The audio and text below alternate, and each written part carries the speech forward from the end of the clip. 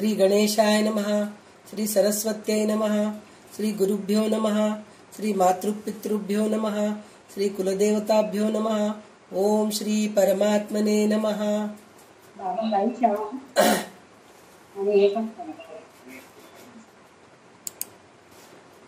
तर आज आपण दासबोध दशक 14 आणि समास 4 याचा अभ्यास करणार आहोत. आता गेल्या दशकात आपल्याला उत्तम पुरुषाची लक्षणं सांगितले होते. उत्तम पुरुष कसं व्हायला पाहिजे वगैरे सगळं सांगितले होते. काय काय त्यांना माहिती राहायला पाहिजे हे सांगितले. आणि आता ह्या दशकात पण तसंच आहे की उत्तम पुरुष महंत बनायला पाहिजे. आणि महंत कसं राहायला, महंत म्हणजे स्वतः ज्ञानी व्हायला पाहिजे आणि स्वतःबरोबर 4 लोकांना, 4 लोक म्हणजे एक समूह तयार करायचं आणि त्यांना पण तसंच ज्ञान द्यायचं. त्यांना महंत म्हणतात. तर ते महंतामध्ये काय काय लक्षण गेल्या ह्याच्यामध्ये सांगितलेलं काय म्हणजे पंचमहाभूत वगैरे सांगितले होते, प्रलय सांगितले होते, उत्पत्ती सांगितले होते, हे सगळं सांगितले होते. आता कसं सांगायला लागलेत, कीर्तन लक्षण सांगायला लागलेत, हरिदास लक्षण सांगायला लागलेत, कवित्व लक्षण सांगायला लागलेत. म्हणजे कविता कसं करायचं, म्हणजे लोकसंग्रह करण्यासाठी, म्हणजे त्या काळामध्ये हे सगळ्याची गरज काय आहे असं वाटतंय आपल्याला सगळ्यांना. पण त्या काळामध्ये मुसलमान लोकांचं आक्रमण खूप व्हायचं. तर त्यांच्याकडून आपण कसं वाचवायचं स्वतःला आणि त्यांच्या आहारी न जाता आपण अजून उत्तम लोकांना तयार करायचं असं म्हणत होते. तुम्ही एकटेच ज्ञानी राहू नका. काही वेळेस काय होतं, आपण सगळे पुस्तकं वाचतो, सगळं माहीत असतं आपल्याला, पण मला एकटीला माहीत राहून उपयोगाचं नाही ना. मला माहीत झालं आणि मी 4 लोकांना सांगायला पाहिजे, तर त्याचा काहीतरी उपयोग आहे. नाही तर मला मिळालं आणि मीच खाऊन घेतले आणि संपून टाकले, असं नको व्हायला पाहिजे. म्हणून त्यावेळेस असं म्हणजे की तुम्ही शहाणे व्हा, तुम्ही उत्तम व्हा, तुम्ही ज्ञानी व्हा आणि तुमच्यासोबत अजून एक 10-15 लोकांना, अजून एक 20-25 लोकांना तयार करा आणि आपल्या देशाला वाचवा, आपल्या संस्कृतीला वाचवा, आपल्या समाजाला वाचवा. त्या काळात आक्रमणच होतं, म्हणजे मुस्लिम लोकांचं राजा वगैरे, त्याच्यासाठी शिवाजी महाराजांना तयार केलेलं होतं. शिवाजी महाराज त्याच्यासाठीच ते होते, म्हणूनच तर महाराष्ट्र वाचलं, नाहीतर नाही राहिलं असतं, आतापर्यंत नाही मिळालं असतं आपल्याला. तर असं तयार केले होते.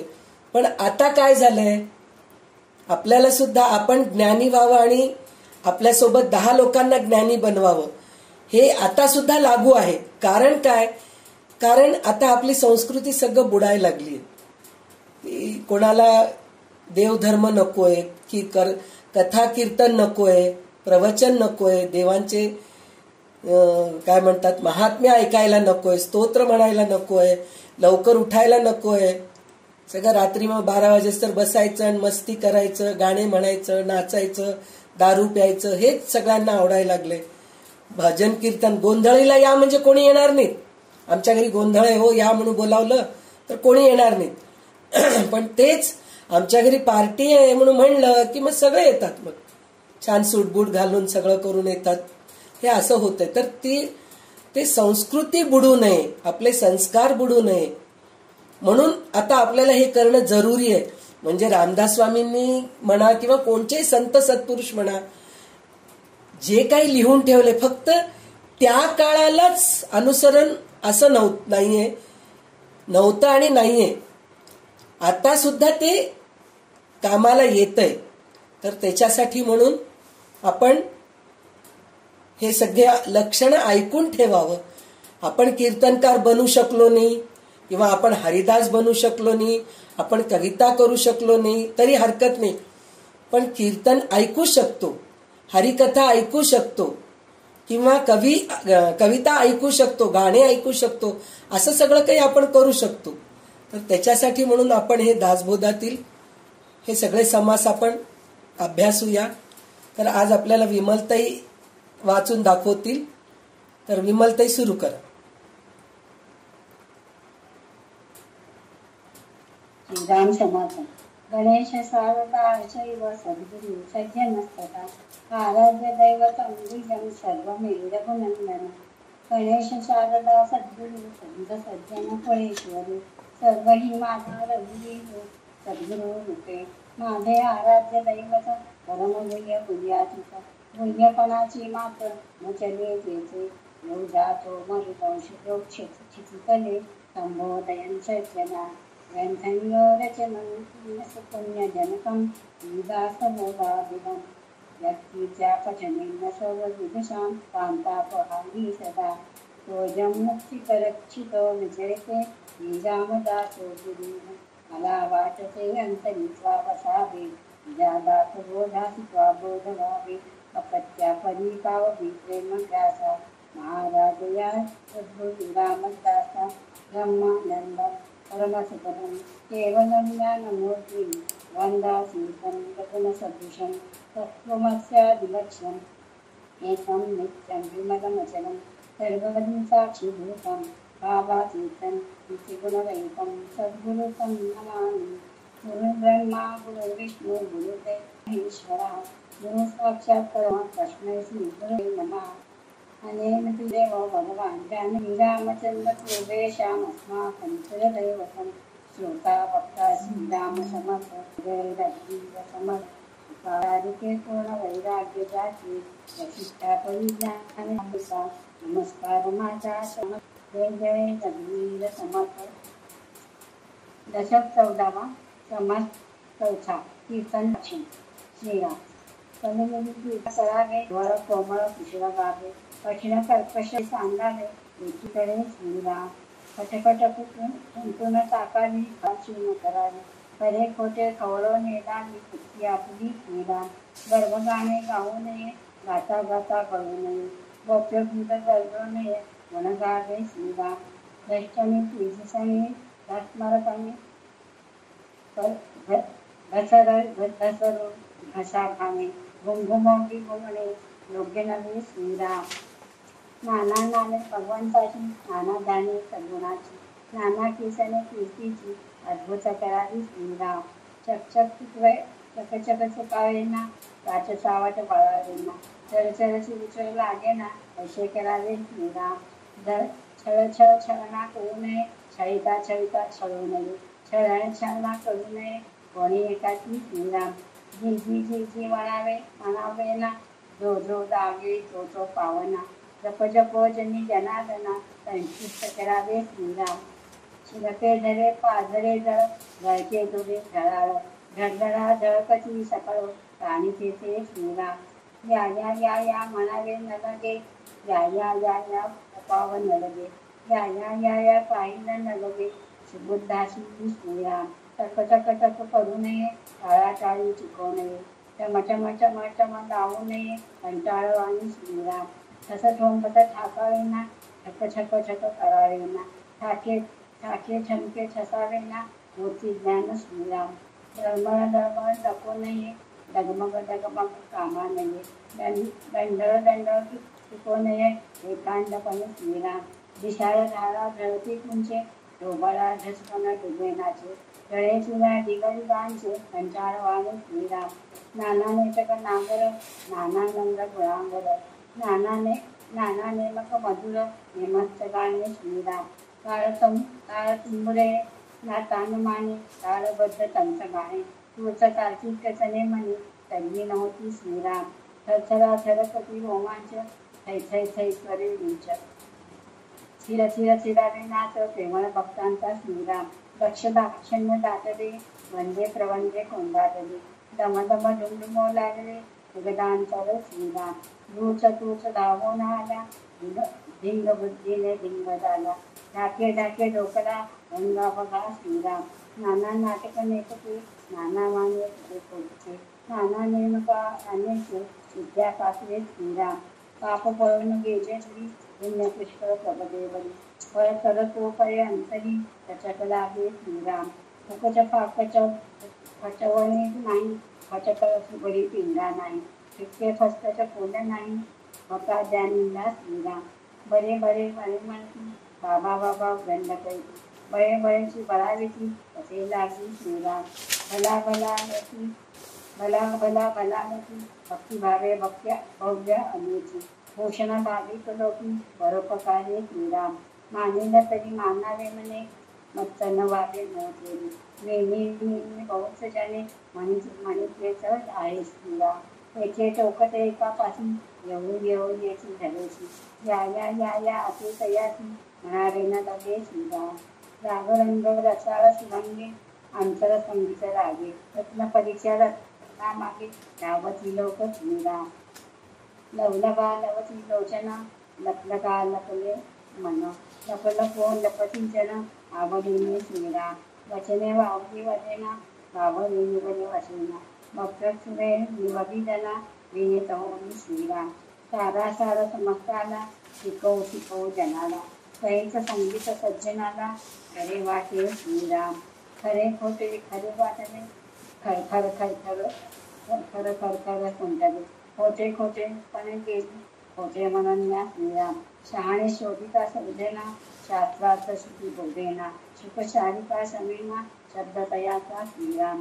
हरुषे हरुषे हासिला हा हा हो होले बोलला हित होईना तयाला परतलीचे श्रीराम.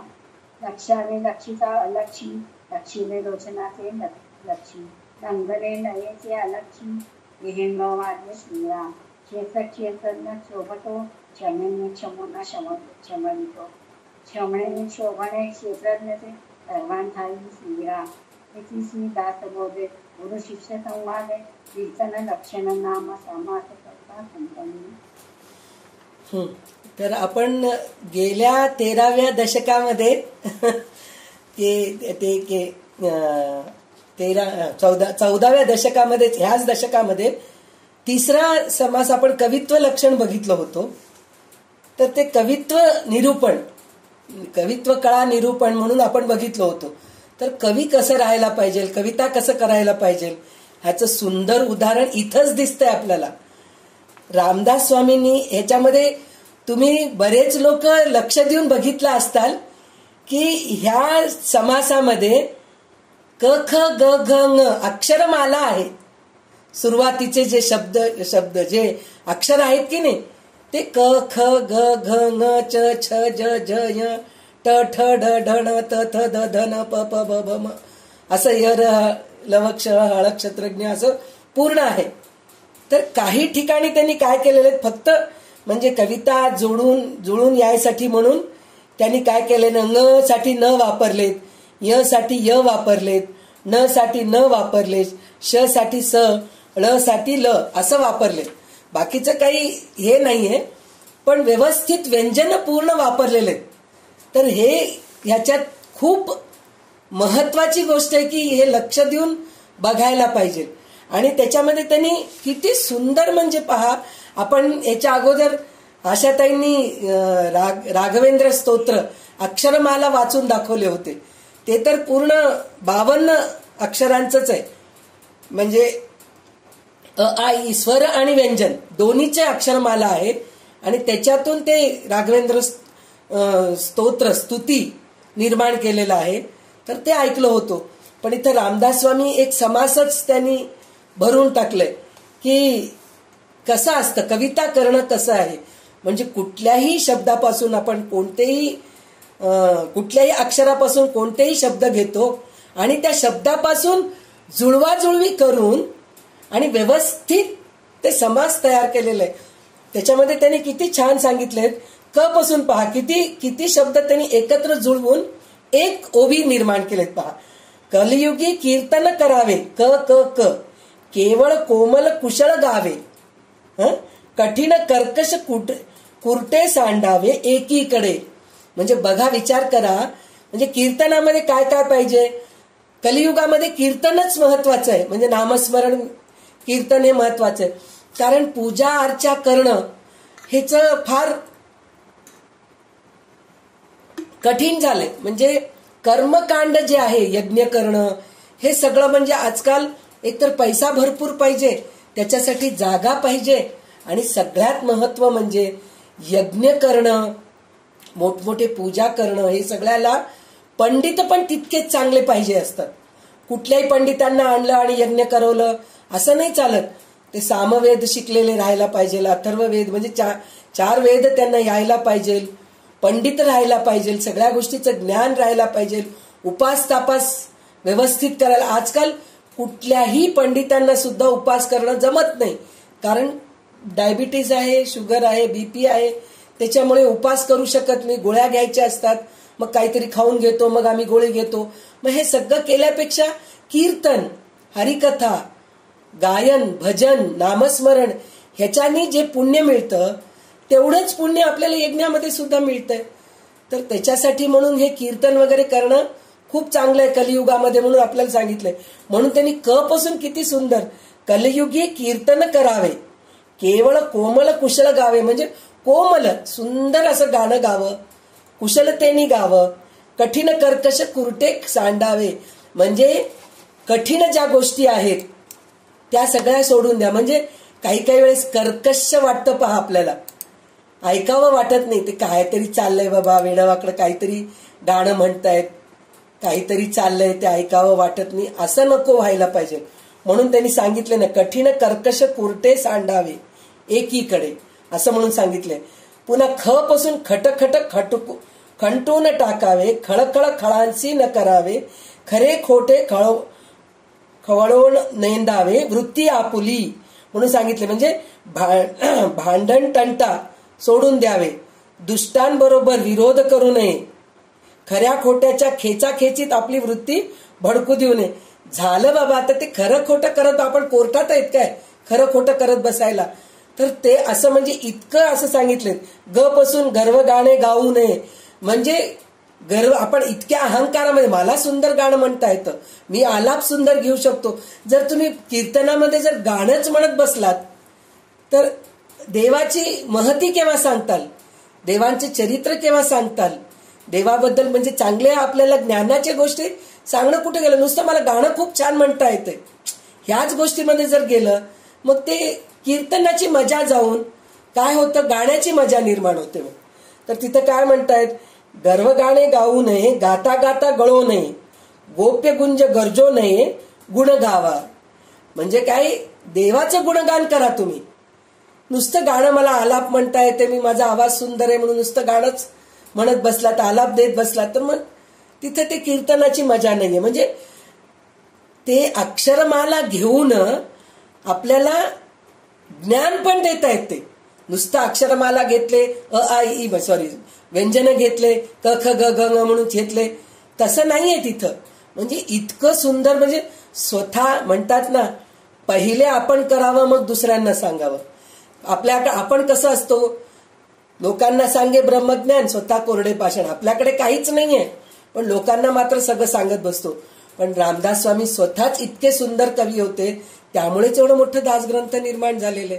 म्हणूनच त्यांनी कवित्व निरूपण, कला निरूपण म्हणून दिलेले. आता कीर्तन लक्षणं सांगितलेले आहेत, मग हरिदास लक्षणं सांगतायत. म्हणजे विचार करा, त्यांच्यामध्ये ते गुण होते म्हणून ते एवढं बोलले. जर दुसरे कोणी, म्हणूनच इतकं प्रख्यात झाले दासबोध ग्रंथ. उगीच कोणतंही ग्रंथ प्रख्यात होत नाही. आता मी बसले, कोणतं तरी काहीतरी लिहायला घेतले पुस्तक आणि ते प्रसिद्ध होईल का, होईल, 4 लोकांमध्ये 4 लोक वाचतील, हा संध्या छान लिहिली म्हणतील. पण हे जगभर प्रसिद्ध आहे. ज्ञानेश्वरी, ललिता सहस्रनाम, विष्णू सहस्रनाम, रामायण, महाभारत, हे सगळे कविता लिहिलेले लोक जे आहेत ना, ते नुसतं कविता म्हणून लिहिले नाहीत, ते कविता लिहून त्याच्यावरून ज्ञान दिलेले आहेत लोकांना. म्हणून हे दासबोध ग्रंथ इतकं प्रचलित झालेलं आहे आणि आपल्याला ऐकायला मिळतंय.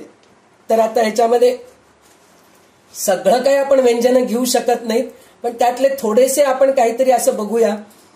तर त्याच्यामध्ये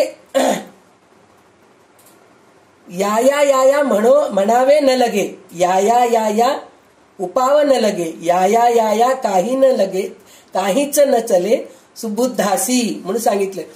जो शहाणा असतो, खरोखर ज्याच्यामध्ये ज्ञान आहे, त्याला मी येतो असं म्हणायची गरजच नाहीये. लोक त्यांना बोलावतातच, या म्हणूनच बोलावतात. असं त्यांनी काय म्हणलेलं आहे की जो शहाणा व समजदार असतो त्याला या असे म्हणावं लागत नाही. तो यावा म्हणून काही उपाय करावा लागत नाही. जेथे काही विशेष आहे तेथे येण्यासाठी शहाण्याला काही लागत नाही. म्हणजे जो स्वतः ज्ञानी आहे त्याला कीर्तनाला या म्हणून बोलवावं लागत नाही. हरिकथा चांगलं कीर्तन कुठं चाललंय, चांगलं प्रवचन कुठं चाललंय, चांगले गुरु कुठं आलेत, त्यांच्या दर्शनासाठी मला जावं लागेल हे त्याला काही बोलवावं लागत नाही. तो स्वतःहून जातो आणि दर्शन घेतो, ऐकतो. हे शहाण्या माणसाचे लक्षण आहेत म्हणून सांगितलंय. टक टक टक टक करू नये, टाळाटाळी टिको नये, टमटम टमटम लागो नये कंटाळ वाणी म्हणून सांगितलंय. म्हणजे काय त्यांनी काय म्हणलंय, कटकट करू नये म्हणून म्हणलं तर कटकट करते ना, काय कटकट करतेस ग, आपण लहान मुलांना म्हणतोच ना, काय कटकट कटकट चाललंय बाबा, तेव्हापासून शांत बसणार असं आपण म्हणतो की नाही. तसं कटकट करू नये कीर्तनामध्ये. श्रोता पण तसंच आणि वक्ता पण तसंच, कंटाळवाणं असं राहू नये. वक्ता म्हणजे विषयाच कुठंतरी असतात आणि काहीतरी सांगत असतात. काही वक्ते असे असतात, आता आपल्याला माहित नाही ते कोण आहेत काय माहित नाही, पण असतात एवढं मात्र खरं आहे. आणि असतील तरी आपल्याला त्यांच्याबद्दल बोलायचं नाहीये, काही हे करायचं नाहीये, पण विषय भूल करून टाकतात. एक हे सांगायचं असतं, काहीतरी एका गोष्टीबद्दल काहीतरी सांगायचं असतं, ते सांगता सांगता विषय बदलून दुसरीकडेच निघून जातात. त्यांना स्वतःलाच कळत नाही कुठून आलोत कुठं गेलोत म्हणून. तर तसं राहू नये, ते कटकटच असल्यासारखं असतं म्हणून सांगितलंय. आणि काही लोक श्रोते कसे असतात, कीर्तनाला येतात, हरिकथेला येतात, भजनाला येतात, भजन ऐकत नाहीत, कीर्तन ऐकत नाहीत, काही नाही, ते दुसऱ्याच काहीतरी गप्प्या गोष्टी करत बसतात. मग शेवटी लोकांना सांगावं लागतं, गप्प बसा हो, तिथे कीर्तन चालू आहे, काय टकटक लावलात तुम्ही, काय कटकट लावलात तुम्ही, असं सांगावं लागतं. म्हणजे इथं रामदास स्वामी तसल्या लोकांना सुद्धा बजावून सांगतायत तसं करू नका तुम्ही म्हणून. म्हणजे ते एक गोष्ट आहे. नंतर त पासून जे आहे, टाळ तुंबरे तान माने, ताळबंध तंत ज्ञाने गाणे, तूर्त तार्किक तने मने तल्लीन होती. म्हणजे टाळ तुंबर हे सगळं जे आहे की नाही, हे सगळे वाद्यांचे नाव आहेत. तर जेव्हा कीर्तन चालू असतं तेव्हा हे टाळ तुंबर, टाळ घेऊन वाजवतो की नाही आपण भजनामध्ये वगैरे, ते घ्यायचंय. तानमाने म्हणजे एक तारा वगैरे घेऊन म्हणतात, तंबुरा वगैरे घेऊन म्हणतात. हे सगळ्या गोष्टी कीर्तनामध्ये राहिलं तर एक प्रकारचा आनंद मिळतो आपल्याला, ऐकण्याला छान वाटतं. कीर्तन खूप छान रंगलं हो, किती छान होतं असं म्हणून वाटतं की नाही. तबला वगैरे असलं वाजवणारे, म्हणजे त्याला अनुसरून, त्या कीर्तनाला अनुसरून भजन म्हणतात. आता आपल्याला परवा रामनवमीच्या वेळेस संध्याताई नुसतं रामकथा न सांगता त्याच्यामध्ये गाणं म्हणत म्हणत रामकथा सांगितलेले. तर ते गाण्यामुळे आपल्याला अजून गोडी निर्माण झाली की नाही रामकथा ऐकायला. त्याचप्रमाणे कीर्तनामध्ये सुद्धा असंच असतं की तिथं वाद्य, गाणे म्हणणारे, सुरेख गाणं म्हणणारे जर राहिले तर कीर्तन खूप छान रंगतं. तर हे सगळं राहायला पाहिजे म्हणून सांगायला लागले ते. नंतर काय, सारासार समस्ताला शिकवू शिकवू जनाला, सहित संगीत सज्जनाला बरे वाटे म्हणून सांगितलंय. म्हणजे काय, कीर्तनकाराला वायफळ शब्द बोलता येत नाही, बोलू नये. त्याच्या मनात भलत्या गोष्टी राहत नाहीत. तो अत्यंत नम्रपणे बोलतो आणि आपल्या विनंती वक्तृत्वाने श्रोत्याच्या मनाला शांत करतो. कीर्तनास येणाऱ्या साऱ्या लोकांना तो सारासार विचार करायला लावतो. म्हणजे स पासून सांगितलंय पहा, सारासार समजताना. म्हणजे कीर्तन जर सांगितलं, तुम्ही बघा कीर्तन जेव्हा करतो तर उत्तरार्ध पूर्वार्ध म्हणून दोन भाग असतात. तर उत्तरार्धामध्ये काय असतं, पूर्वार्धामध्ये काय असतं, एखादा श्लोक, एखादी ओवी, एखादं स्तोत्र असं काहीतरी घेतात. घेऊन त्याच्यावर निरूपण करतात आणि त्याच्यानंतर त्याला अनुसरून एखादं चरित्र, एखादं गोष्ट असं उत्तरार्धामध्ये सांगतात. तर ते सांगितल्यानंतर काय होतं, इथं श्लोकाचा अर्थ कळतं आपल्याला, ओवीचा अर्थ कळतं पूर्वार्धामध्ये, आणि उत्तरार्धामध्ये त्याला अनुसरूनच गोष्टी वगैरे असतात ना, चरित्र वगैरे असतात ना, त्याच्याने अजून आपल्याला चांगलं हे होता, म्हणजे सारासार विचार करायला लावतो. म्हणलं तर त्याचा अर्थ कळून घेतल्यानंतर जे श्रोते असतात त्यांना त्या प्रकारचा आनंद मिळतो. म्हणून ते जे कीर्तन करणारे असतात त्यांना हे सगळं यायला पाहिजे. नुसतं बडबड बडबड बडबड एक घेतले. आता तुम्ही बघा, कवित्व लक्षण म्हणून जे सांगितलेलं आहे त्याच्यामध्ये सगळ्यात मोठं कविता किंवा एक हे जे आहे छंद ह्याच्यानी आपण जर निर्माण केलेलं एका स्तोत्र आहे, तर एक स्तोत्रामध्ये किती अर्थ दडलेला असतं बघा तुम्ही. तर त्याचे एक सुंदर उदाहरण म्हणजे एक श्लोकी रामायण, एक श्लोकी महाभारत, एक श्लोकी भागवत, हे जे आपण ऐकतो म्हणतो तर त्याच्यामध्ये पूर्ण भागवत येऊन जातं. पा आदौ देवकी देवी गर्भजननम गोपी गृहे वर्धनम मायापूतन जीवितापहरम गोवर्धनोद्धारणम कंसच्छेदन कौरवादी हननम कुंती सुतम पालनम एतद भागवतम पुराण कथितम श्रीकृष्ण लीलामृतम. आता हे 4 ओळींचं एकच श्लोक आहे, एक श्लोकी भागवत म्हणून. त्याच्यामध्ये तुम्ही विचार केलात तर जो खरा प्रवचनकार आहे, कीर्तनकार आहे, हरिदास आहे, तो फक्त एकच श्लोक घेतो, त्याच्यावर 8-8 दिवस महिनाभर बोलू शकतो. कसं काय? तर आता हे एक श्लोकी भागवत आहे. आदौ देवकी देवी गर्भजननम, म्हणजे देवकीच्या ह्याच्यामध्ये जो जन्मलेला, आदौ देवकी देवी गर्भजननम गोपी गृहे वर्धनम, म्हणजे देवकीच्या पोटात कोण जन्मलाय? श्रीकृष्ण जन्मलाय. खरं शब्दशः अर्थ जर आपण बघितलो तर देवकीच्या पोटात श्रीकृष्ण जन्मले. गोपी गृहे वर्धनम म्हणजे गोपिकांच्या, नंदाच्या घरी, यशोदेच्या घरी तो वाढलाय.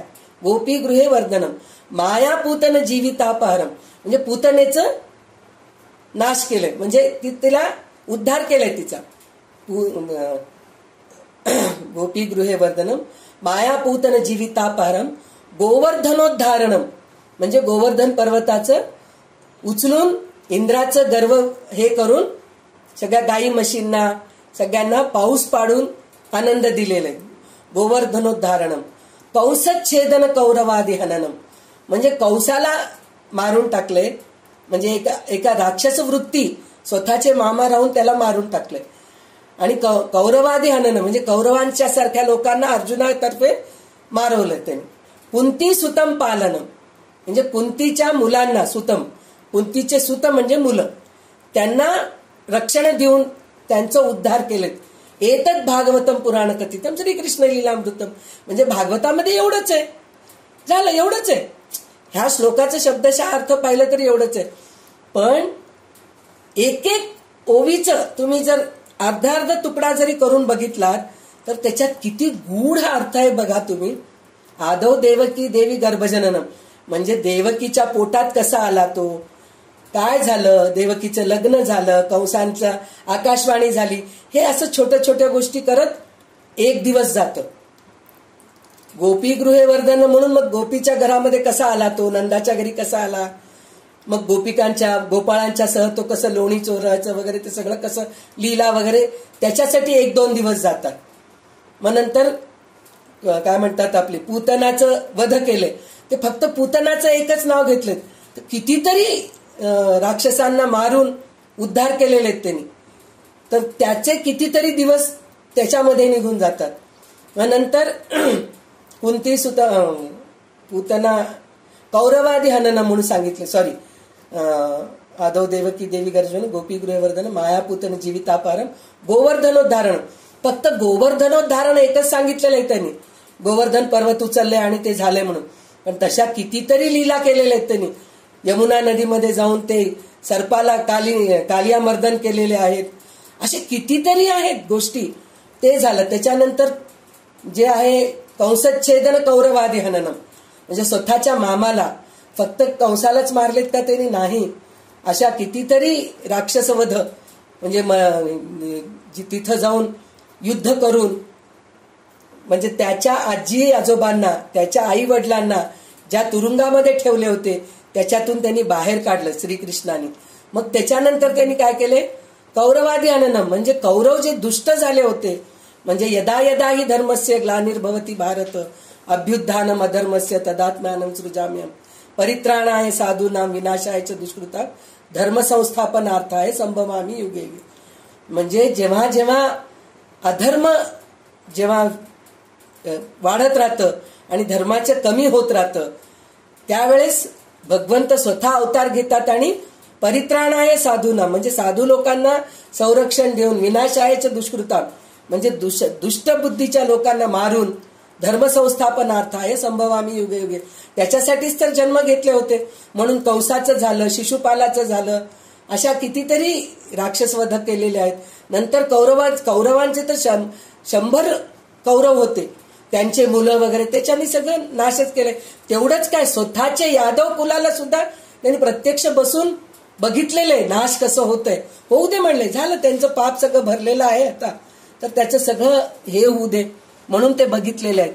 तर हे असं एका कवी म्हणजे आता मी तुम्हालाही वाटत असेल संध्याताई कुठे गेलेत म्हणून, तसं नाहीये. त्याचा अनुसरून हे आहे की कविता हरिकीर्तन जे करतात, कीर्तन जे करतात तर एक श्लोक घेऊन करतात. तर आता आपण एक श्लोकी भागवत घेतलो तर त्या एक श्लोकी भागवत आणि कीर्तन किती छान रंगतं. मग त्या कीर्तनामध्ये मग आता कृष्ण जन्माच्या वेळेस आनंदी आनंद झाला म्हणून गाणं म्हणतात, पाळणा म्हणतात, गोपिकांच्या बद्दल हे आहेत त्याचे गाणं म्हणतात, मग कृष्णाची स्तुती करत गाणे म्हणतात. म्हणजे हे सगळं कीर्तनामध्ये यायला पाहिजे म्हणून हे गोष्ट हे सांगावं लागलं. तर म्हणून त्याचं म्हणजे हे एक बघा आता आपण ह्याच आपल्याला कसं काय अनुभव आलं. फक्त एकच 30वी ओवी सारा सार समस्ताला शिकवू जनाला सहित संगीत सज्जनाला बरे वाटे म्हणून सांगितलंय. एकच ओवी आहे त्याच्यामध्ये मी फक्त 5 मिनिटं घेतले बरं का. पण खरे जे प्रवचनकार असतात एक ओवीवरते तासनतास बोलू शकतात असं असतं ते. तर कीर्तनास येणाऱ्या साऱ्या लोकांना सारासार विचार करायला शिकवतो. साहित्य आणि संगीत ऐकण्यामध्ये सज्जनाचे मन रंगून जाते. म्हणजे एक श्लोक घेतो त्याचा अर्थ सांगून त्याला अनुसरून एखादं चरित्र, मग त्याला अनुसरून एखादं भक्तिगीत, भजन, पाळणा अशा गोष्टी सगळ्या त्या कीर्तनामध्ये असतात. म्हणून कीर्तन लक्षण काय आहे हे आपल्याला सांगितलेलं आहे. आणि त्याच्यामध्ये अजून एक काय शहाणे श पासून जे आलेलं आहे, शहाणे शोधिता शोधेना शास्त्रार्थ श्रुती बाधेना शुकसारिखा शमेना शब्द तयाचा श श श श सगळं श श आलेलं आहे. तर ते काय 32वी ओवी आहे. शहाणे म्हणवणाऱ्यांना शोध करून देखील मूळ स्वरूपाची प्राप्ती होत नाही. म्हणजे स्वतः मी शहाणा आहे असं जे म्हणतात की नाही ते त्यांना कधीच आत्मसाक्षात्कार झालेला नसतो. शास्त्राचा खरा अर्थ व श्रुतीचा भाव त्यांच्या लक्षात येत नाही. पण पोपट व साळुंकी या पक्षाप्रमाणे ते आपले शब्दज्ञान बडबडतच असतात. म्हणजे पोपटासारखं पोपट मिट्टू मिट्टू मिट्टू मिट्टू करत राहतो, त्याच्या बोलण्याला काही अर्थ आहे का नाही असतं. तर त्याप्रमाणे हे कीर्तनकारांचं पण तसंच असतं. पण शहाणे लोकांचं तसं नसतं. ते लोक सारासार विचार करायला लावतात, एक श्लोक घेतात आणि छान त्याच्यावर कीर्तन करतात आणि त्याच्यात रंगून टाकतात माणसांना. आणि त्याच्या कीर्तनामधून कितीतरी अज्ञानी लोक ज्ञानी होऊन पुढे गेलेले आहेत. अशा आपल्याला कितीतरी उदाहरणं आहेत. आणि काही कीर्तनामध्ये आता नामदेव महाराजांचं कीर्तन म्हणा, तुकाराम महाराजांचं कीर्तन म्हणा, चालू असताना भगवंत स्वतः समोर बसायचे, बसून ऐकायचे. अशा आपल्याला कितीतरी कथा माहित आहेत. तर खरे कीर्तनकारच तसे करू शकतात, पोपटपंचीवाले तसं करू शकत नाहीत. तर तसं बनू नका म्हणून आपल्याला कीर्तन नामलक्षण म्हणून आपल्याला हे समास घेतलेले आहेत. तर आपल्याला आता कीर्तनकार कसा राहावा हे आपल्याला कळालंय. तर आता इथं हरिकथा लक्षण म्हणून सांगितलेलं आहे. म्हणजे हरिकथा सांगणारा जो हरिदास असतो की नाही त्याच्याबद्दल पण थोड्याशा गोष्टी आपल्याला सांगितलेल्या आहेत. आता मी प्रत्येक अक्षरांचं मी ओवी घेऊन नाही बोलले, कारण आता तुम्हाला आलेलं आहे. तुम्ही सगळे श्रोते जे आहात की नाही खरंच ज्ञानी श्रोते आहात. तुम्हाला प्रत्येक गोष्ट सांगावं लागत नाही. म्हणतात ना भात शिजलंय की नाही म्हणून एका शीतावरून कळतं की नाही, त्याप्रमाणे तुम्हाला 1-2 ओवीबद्दल सांगितलं तर बाकी सगळ्या ओवी तुम्ही कळून घेऊ शकतात. इतके तुम्ही श्रोते छान आहात. म्हणून मी आता पुढचा समास घ्यायचं हे करतेय. तर विमलताई पुढचा समास घ्या, आपण पुढच्या समासात जाऊया आता. दशक 14वा समास 5वा हरिकथा लक्षण.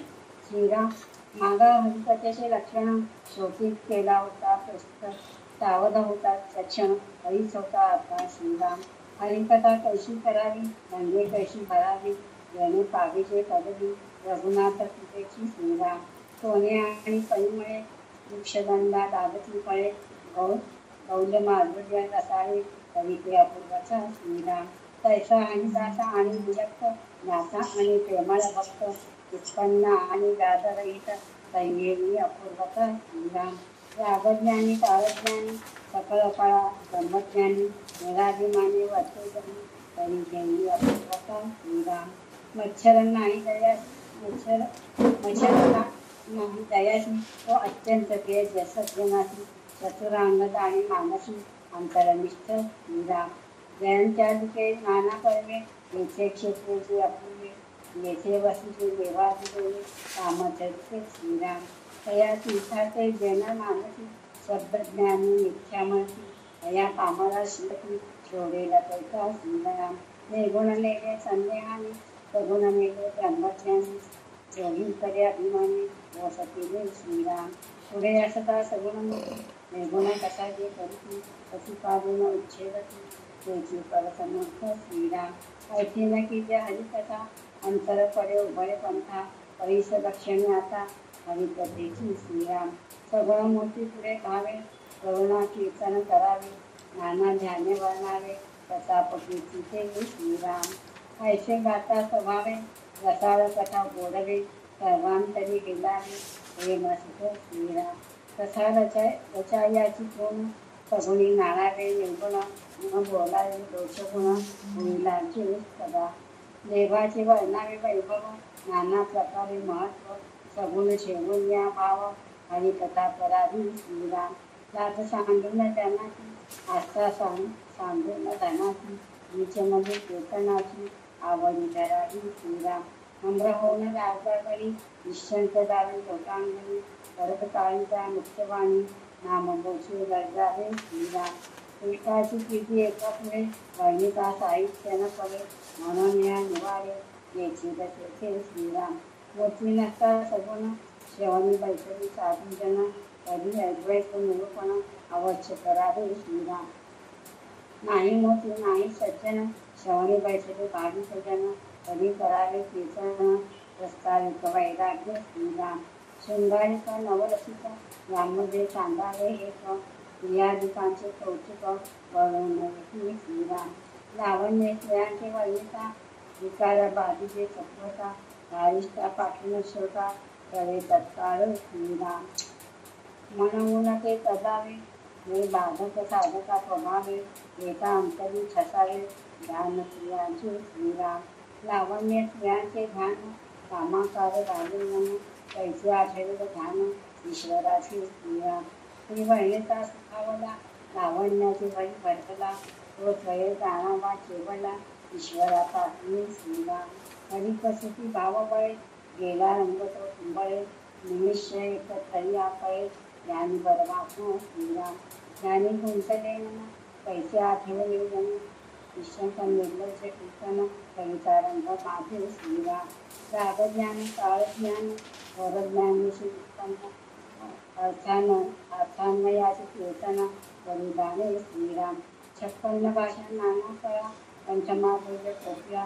परितो भक्ती मार्ग वेगळा भक्तदानती. श्रीराम भक्तास देवाचे ध्यान देवा वाचून निर्माण फळावंतांचे जे मन ते फळाकारी झाले. श्रीराम श्रीहरी वेळ जे कळा त्याची जाणावी अवकळा देवास सांगून वेगळा प्रत्यक्ष पहिला. श्रीराम करती वेळीने चंदनाशी विधानाला आला देवासी नाना कळा देवाशी आडपैसा. श्रीराम सांडून देव सर्वज्ञ नानामध्ये वावे मग्न हे प्रत्यक्ष विधिना आडवे आले. श्रीराम एक मन गुंतलेश्वरी होणे तुमचावा श्रीहरी बळेची धरुण्या चोरी शिशुसा घेतली श्रीराम.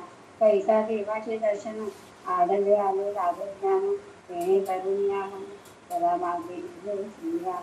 भेटोदाचा राजद्वारी बळेची दैला होतानी. रावणचा पैसा पैशी बरी करून गेले श्रीराम.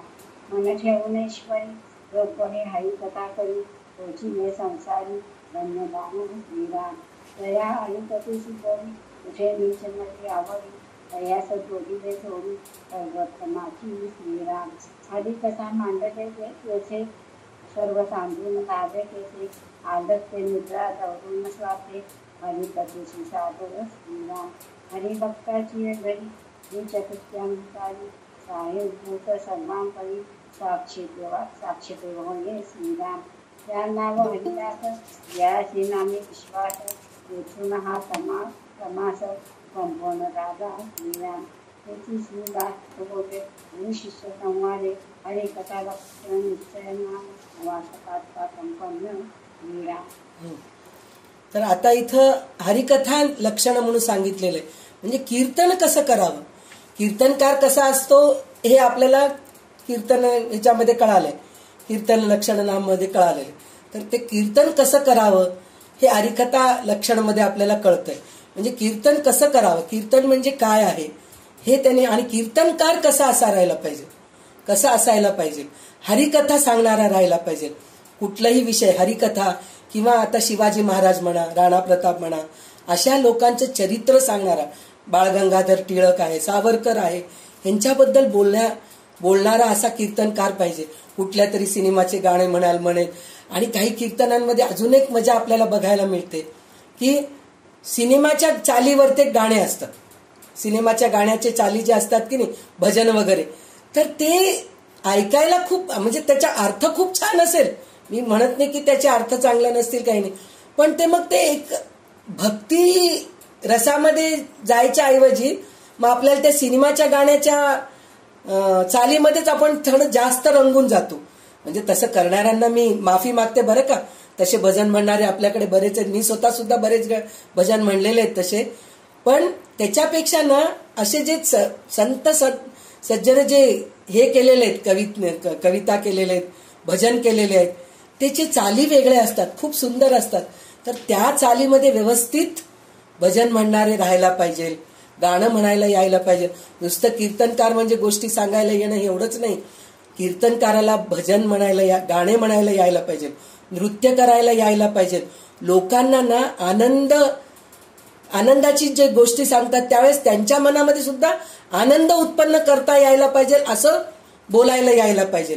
आणि दुःखाचं जे आता राम वनवासाला जातोय ही कथा सांगत असताना खरोखर लोकांच्या डोळ्यासमोर दिसायला पाहिजे की राम जातोय वनवासाला आणि आपल्याला सगळ्यांना दुःख होतंय, हे असं रंगून सांगता यायला पाहिजे. हे खरं कीर्तनकाराचं लक्षण आहे. म्हणजे हरिदासांचं हरिकथा जे करतात त्यांचं हे आहे म्हणून सांगितलेलं आहे. तर ह्याच्यामध्ये ह्या समासामध्ये काय सांगितलेलं आहे, तर या विज्ञान युगात म्हणजे ह्या कलियुगात, म्हणजे आता सध्याच्या युगात सुद्धा, त्या काळचं म्हणत नाहीये, ह्या काळात सुद्धा हे विज्ञान युग आहे. म्हणजे प्रत्येक गोष्टीचं आपल्याला प्रूफ पाहिजे. हे आहे का, तुम्ही म्हणायला लागलात असं होतं का, असं म्हणणारे लोक आहेत. तर या युगामध्ये माणूस भरमसाठपणे विषयाच्या नादी लागलेला आहे. विषयाच्या नादी लागलेला आहे म्हणजे भगवंताच्या नामस्मरणामध्ये, भगवंताच्या कथेमध्ये माणूस नाहीये, विषयामध्ये रंगलेला आहे. म्हणजे पैसा कसा कमवू किंवा कोणाच्या प्रेमामध्ये मी कसं पडू, कोणाला कसं बुडवू, कोणाकडून कसं लुबाडू, ह्या विषयामध्येच जास्त बुडलेला आहे. आणि ते सगळं म्हणल्यापेक्षा माझं वैभव मी कसं दाखवू.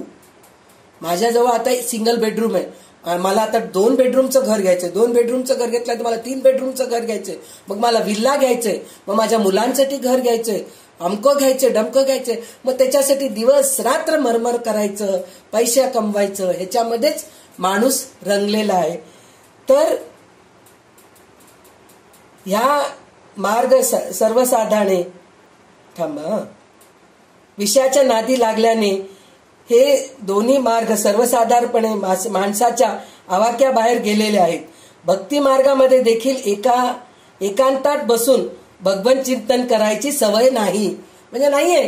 कारण विषयाच्या नादी लागलेला आहे, म्हणजे मोबाईल, टीव्ही, गप्पा, किटी पार्टी, ह्याच्यामध्ये आपण रंगलेले आहोत.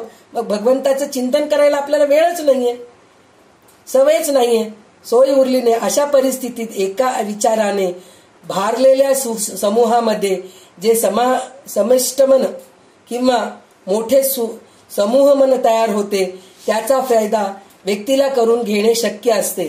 कीर्तनामध्ये हे सहज साधते. म्हणजे बघा, आपण म्हणतो ना, हे सगळं असलं तरी कोणाला तरी एखाद्याला खरोखर जर त्याला भगवंताचं ओढ आहे, पण त्याला कधीच त्याला साधन मिळालं नाही त्याचं, आणि त्याला माहीत नाहीये कुठं कीर्तन चालू आहे, कुठं प्रवचन चालू आहे. अहो, आम्ही ह्या गावात नवीन आलो हो, कुठं काय माहीत नाही. मग त्यांना एकदा माहीत झालं, मग कीर्तनाला मग जात राहतात, मग ते कुठं आहे, काय आहे, हे सगळं बघत राहतात. तर त्याच्याने माणसाचं प्रवृत्ती बदलून जाते, वृत्ती बदलून जाते. एकदम म्हणजे धार्मिक होतात, चांगले बनतात, ज्ञानी बनतात, असं होतं. म्हणजे कीर्तनाचं हे फायदा होतं म्हणून सांगितलेलं आहे. त्यामध्ये रसाळ कथा, नाट्य, संगीत, नृत्य, विनोद, भक्ती आणि अध्यात्म याचे मोठे विलक्षण मिश्रण असते म्हणून सांगितलेलं आहे. म्हणजे कीर्तनामध्ये हे सगळं असतं. तर तिथं गेलं तर आपल्याला भगवंताच्या मध्ये एकरूप होऊन जातो. त्यामुळे सर्व पातळीवर, सर्व स्वभावांच्या, सर्व व्यवसायांच्या, सर्व परिस्थितीतील लोकांना एका भगवत प्रेमाने पुण्यमय वातावरणात नेऊन सोडता येते. तेथे अगदी सामान्य माणूस सुद्धा काही काल तरी थोडा अंतर्मुख झाल्याखेरीज राहत नाही. म्हणतोत ना आपण, वैराग्य येतं प्रवचनाला, कीर्तनाला, थोडा वेळ का होईना बरं का. स्मशान वैराग्य, हे काय म्हणतात, अध्यात्म, हे वैराग्य म्हणजे अध्यात्माच्या गोष्टी आपण जेव्हा ऐकतो ते एक वैराग्य. स्मशानाला गेल्यानंतर जेव्हा चितेला जाळतो आपण, अग्नी देतो, तेव्हा वाटतं काय शेवटी आपल्याला सुद्धा जळायचंच आहे, नाहीतर जमिनीमध्ये पुरायचंच आहे, पंचमहाभूतांमध्येच विलीन व्हायचंय. मग सगळं संसार काय, अर्थच नाही. त्या क्षणाला वाटतं. म्हणजे स्मशान वैराग्य येतं की नाही आपल्याला थोडं वेळ. आणि स्पेशली बायकांना बाळंतीण झालं तेव्हा काय अडलंय, ते बाळणपणाचे जेव्हा कळा येतात की नाही, त्यावेळेस वाटतं कशाला लग्न केले, काय गरोदर झाले, थोडक्याचं ह्याच्यासाठी म्हणून. आता हे सगळं कळा मलाच भोगावं लागू लागले. एक मूल जन्म देण्यासाठी इतकं त्रास होऊ लागले. नको रे बाबा, हे संसारच नको म्हणून त्या क्षणाला वाटतं. पण जेव्हा बाळाला बघितलं की सगळं विसरून जातो. मग नवरा आला नाही बघायला मला, ह्या सगळ्या गोष्टी आपल्याला आठवण येत असतात. म्हणजे त्या क्षणापुरतं का होईना वैराग्य येतं. म्हणजे अंतर्मुख झाल्याशिवाय राहत नाही कोणी सुद्धा. पण तशा लायकीचं कीर्तन आणि हरिकथा राहायला पाहिजे.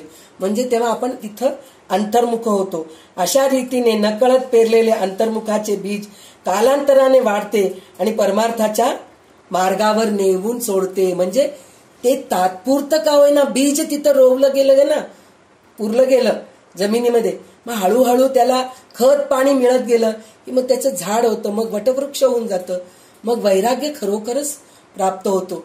तर आपल्याला ते बीज पेरण्यासाठी म्हणून हरिकथा कीर्तन करायला पाहिजे आणि ऐकायला पाहिजे, हे असं सांगितलेलं आहे. आपल्याकडील कीर्तन संस्थेमध्ये परमार्थ जगवण्याच्या आणि वाढवण्याच्या बाबतीत फारच मोलाचे कार्य केले आहे, यात शंका नाही. कीर्तन करणारा हरिदास कसा असावा आणि त्याने कीर्तन कसे करावे, या दोन्ही गोष्टी या समासात थोडक्यात सांगितलेल्या आहे आपल्याला. तर त्याच्यामधले काही मुख्य 7 गुण सांगितले. तर ते 7 गुण कोणते आहेत, तर ते आहेत, हरिदास उत्तम प्रकारचा साधक असायला पाहिजे. म्हणजे तो नुसतं कथा करणारा नाही, साधक असायला पाहिजे, साधना करत राहायला पाहिजे, तो उपासना करायला पाहिजे. म्हणजे दररोज चांगले ग्रंथ वाचायला पाहिजे, चांगलं देवाची पूजा करायला पाहिजे, सत्कर्म करायला पाहिजे, असा तो साधक राहायला पाहिजे. तो हरिदास उत्तम आहे. त्याच्यापाशी चौफेर विद्वत्ता असायला पाहिजे. म्हणजे तो एकच ग्रंथ घेऊन बडबड करत राहू नये. मला भागवत सांगता येते, मी दरवेळेस नुसतं भागवतच सांगत राहिले नाही, मला त्याच्यामधलं रामायण सांगता यायला पाहिजे. म्हणजे सगळ्या प्रकारची ग्रंथ तो वाचून हे कर. चौफेर विद्वत्ता म्हणजे सगळ्या गोष्टी माहिती पाहिजे. आता पहा, आता ते आज ते काय ड्रिल होणारे मॉक ड्रिल म्हणून सांगायला लागलेत, त्याची सुद्धा माहिती पाहिजे बरं का. मी टीव्हीच बघितले आणि मला काहीच माहित नाही, हे नसं नाही. म्हणजे ह्या गोष्टीचं सुद्धा त्याला माहिती राहायला पाहिजे त्या संबंधामध्ये. म्हणजे काही लोकांना माहीत नसतं. तर ह्या प्रवचन कीर्तनामध्ये सुद्धा आज पाकिस्तानवर ते हे झालंय बरं का, गोळीबारी झाली आहे, युद्ध सुरू झाले. ह्या गोष्टी लोकांना कळवायला पाहिजे ना, ह्या गोष्टी सुद्धा त्याला कळायला पाहिजे. असा कीर्तनकार राहायला पाहिजे, तर ते उपयोगाचं आहे असं म्हणून सांगितलेलं आहे. तिसरं काय सांगितलेलं आहे, तो चांगल्यापैकी कलावंत विशेषतः गाणारा असावा, परंतु गाण्याला कीर्तनामध्ये मर्यादा आहे. त्याला गाणं यायला पाहिजे, पण तो नुसतं गाणंच म्हणत बसला तर मग भगवंताचं स्तुती कधी करेल, भगवंताची कीर्ती केव्हा सांगेल, भगवंताबद्दल चरित्र कधी सांगेल, हे नाही होणार. नुसतं गाणं म्हणत आलाप देत बसला तसं नाही, मर्यादा नाही. पण त्याला गाणं यायला पाहिजे. कारण काय, त्याचं कारण काय, जेव्हा आपण हरिकथा कीर्तन चरित्र वगैरे सांगत असतो, त्याला अनुसरून चांगलं एखादं भजन भक्तिगीत म्हणायला यायला पाहिजे, तर त्याच्यात एक गोडी निर्माण होते. म्हणून त्याला गायला पण यायला पाहिजे. हरिदास अत्यंत निर्मत्सरी असायला पाहिजे. तोच स्वतः मत्सरी राहिला तर लोकांना कधी तो निर्मळ कधी बनेल. त्याच्याच मनामध्ये मळ भरलेला आहे, दुसऱ्यांच्या बद्दल मत्सर, जलस फील करणं. म्हणजे दुसरा किती पुढे जातोय ते काय, त्याच्याकडे काय हो, असं तो कीर्तनकार मस्त पैसे कमावतोय हो, त्याच्याकडे काय. कोणाकडे लक्ष देऊ नका. मी किती छान कीर्तन करतोय, मी किती छान सांगतोय, ह्या गोष्टीकडे त्याचं लक्ष राहायला पाहिजे. तसा कीर्तनकार राहायला पाहिजे. तो संतांच्या प्रेमातील असायला पाहिजे. म्हणजे संतांचं चरित्र, संतांबद्दल त्याला सगळं काही माहीत राहायला पाहिजे. ज्ञानेश्वर महाराज काय होते, तुकाराम महाराज काय होते, जनाबाई काय होते. आता पहा, आपल्याला व्हॉट्सअपवरती किती छान छान मेसेजेस येत आहेत. सोपान देवांचं चरित्र, शंकराचार्यांचं चरित्र, आपल्याला ह्याच्या अगोदर अश्वत्थामाबद्दल आपण वाचलेले आहोत. परत कोण आपले सत्य हरिश्चंद्र, सगळ्यांबद्दल आपण मुक्ताबाईबद्दल कितीतरी चरित्र वाचतोय. म्हणजे असा तो प्रेमात सगळ्यांच्या बद्दल त्याला माहिती राहायला पाहिजे, संतांच्या प्रेमातीत असायला पाहिजे म्हणून सांगितलंय. भगवंताच्या नामावर त्याचे प्रेम असायला पाहिजे. नुसतं मी नामस्मरण करा म्हणून सांगून उपयोग नाही, स्वतः तितकं नामस्मरण करावं, मग दुसऱ्यांना सांगावं, तर उपयोगाचं आहे. तर म्हणजे त्या नामावर त्याचा विश्वास राहायला पाहिजे. सगुणावर प्रेम असायला पाहिजे. म्हणजे सगुण निर्गुण तर सांगतात, म्हणजे प्रवचनामध्ये ह्याच्यामध्ये निर्गुण सांगतात, पण निर्गुण मला माहित आहे, निर्गुणाचं मला अनुभूती आलंय म्हणून मी सगुण सोडून देतो, देवाची पूजा सोडून देतो म्हणणं चुकीचं आहे. तो कीर्तनकार आहे त्याला सगुणावर सुद्धा प्रेम राहायला पाहिजे. भगवंताला करुणा उत्पन्न होईल अशी कथा सांगावी. म्हणजे जेव्हा कथा सांगतोय ना, तर भगवंत स्वतः येऊन बसायला पाहिजे. म्हणतात ना, रामकथा सांगत असताना बाजूला पाठ ठेवतात किंवा एखादी खुर्ची ठेवतात. कारण काय, म्हणजे मारुती राया येऊन तिथं येऊन बसतात आणि ते कथा ऐकतात, म्हणून आपली ती श्रद्धा आहे. तर खरोखर तिथं मारुती राया येऊन बसायला पाहिजे आणि ते कथा ऐकायला पाहिजे. अशा प्रकारे कथा रंगवून सांगितलं तर तो खरा हरिदास, तो खरा कीर्तनकार असा होऊ शकतो. दुसऱ्यांच्या गुणदोषाची चर्चा करू नये. म्हणजे आपण जेव्हा कीर्तन करत असतो, कथा सांगत असतो, तर सगळ्यांचं गुणगान करायला पाहिजे. सर्वसाधारण व्यक्तींचं सुद्धा गुणगान करायला.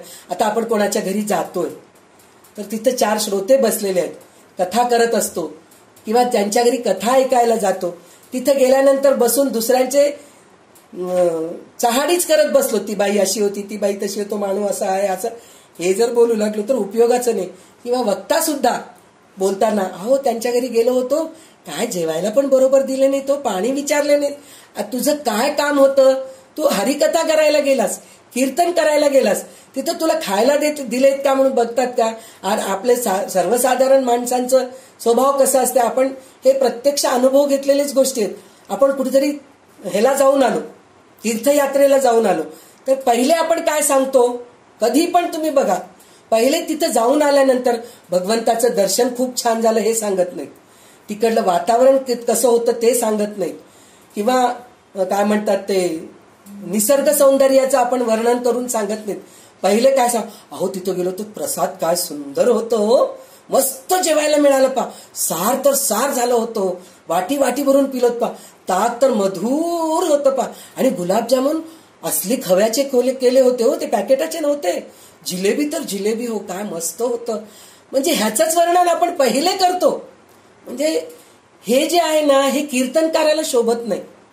त्याचं काम काय आहे, भगवंताच्या बद्दल प्रेम निर्माण करणं आहे. तर त्या गोष्टी चर्चा करू नये. म्हणजे रामदास स्वामी इतक्या बारकाईने लक्ष देऊन प्रत्येक गोष्ट, हे फक्त कीर्तनकारालाच नाही बरं का, श्रोत्याला सुद्धा हेच गुण राहायला पाहिजे. वारंवार नामघोष करावा. म्हणजे जेव्हा आपण कीर्तन करत असतो तेव्हा नुसतं कथा सांगू लागलो तर नाही, तर जे झोपलेले असतात ना त्यांना उठवण्यासाठी म्हणून नामस्मरण पण करावं लागतं. श्रीराम जय जय राम म्हणा, किंवा हरे रामा हरे कृष्णा म्हणून म्हणा, किंवा भगवंताचं एखादं भजन म्हणा. असं आपल्याला नामघोष मध्ये मध्ये करावं लागतं. आणि साधूजन ऐकायला बसले तर अद्वैत प्रतिपादन करावं. म्हणजे जे चांगले चांगले लोक येऊन बसलेत त्यांच्याजवळ जर तुम्ही साधे गोष्टी सांगितल्या तर त्यांना काय साधा माणूस आहे असं वाटतं. तर त्याच्यापेक्षा अद्वैताचं वर्णन करत सांगायला पाहिजे, निर्गुणाकडे घेऊन जायला पाहिजे. असं कीर्तनकार राहायला पाहिजे. आणि श्रोता कसं राहायला पाहिजे म्हणून म्हणलं तर, सगुणाबद्दल आपण सगळं माहित आहे, पण त्या सगुणातूनच आपण हळूहळू निर्गुणाकडे जायचा प्रयत्न करण्यासाठी म्हणूनच कीर्तन भजन करायला पाहिजे. म्हणजे हे आपल्याला दोन्ही इथं जे हरिकथा म्हणून जे सांगितलंय ह्या दोन्हीला अनुसरूनच आहे. श्रोता आणि वक्ता दोघांना पण कामाला येतं. नंतर साधूजन ऐकायला झालं ते झालं. नंतर कीर्तनामध्ये सर्व रस असावे. 9 रस. काय काय 9 रस असायला पाहिजे तर, कीर्तनात शृंगार, वीर, करुणा, हास्य, अद्भुत, भयानक, विभत्स, रौद्र, शांत, हे 9 रस अवश्य असायला पाहिजे. म्हणजे हे 9 रस जर राहिलं तरच ते कीर्तन खरं रंगतं, नाहीतर रंगत नाही म्हणून सांगितलेलं आहे. तर आपले मन भगवंताशी गुंतवून कीर्तन करावे, ऐकावे. मी ऐकावे ऍड करतेय, पण रामदास स्वामी नुसतं कीर्तन करावे म्हणूनच सांगितलेलं आहे. कीर्तन करावे. श्रोत्यांचे मन भगवंताने भारून टाकावे. अशा हरिकथेने स्वतःचे व जगाचे कल्याण होते. म्हणजे असं जर हरिकथा जर केलो, ऐकलो, तर स्वतःच कल्याण होत नाही तर जगाचं सुद्धा कल्याण होतं. जेव्हा मी स्वतः चांगलं शिकले, चांगलं हे केले, तर मी 4 लोकांना सांगायची वृत्ती माझ्यामध्ये निर्माण होते. आणि भगवंताच्या नामावर ज्याचा विश्वास असतो त्याला हरिदास हे नाव शोभते. येथे हा समास पूर्ण झालेला आहे. तर हे हरिकथा निरूपण जे आपण ऐकलो की नाही, हरिकथा लक्षण, हे सगळं श्रोत्यामध्ये पण राहायला पाहिजे, वक्त्यामध्ये पण राहायला पाहिजे. आता आपण चातुर्य लक्षण हे घेणार आहोत. तर हे चातुर्य लक्षण काय आहे हे पण आपण बघूया. आता आपण दशक 14वा समास 6वा चातुर्य लक्षण.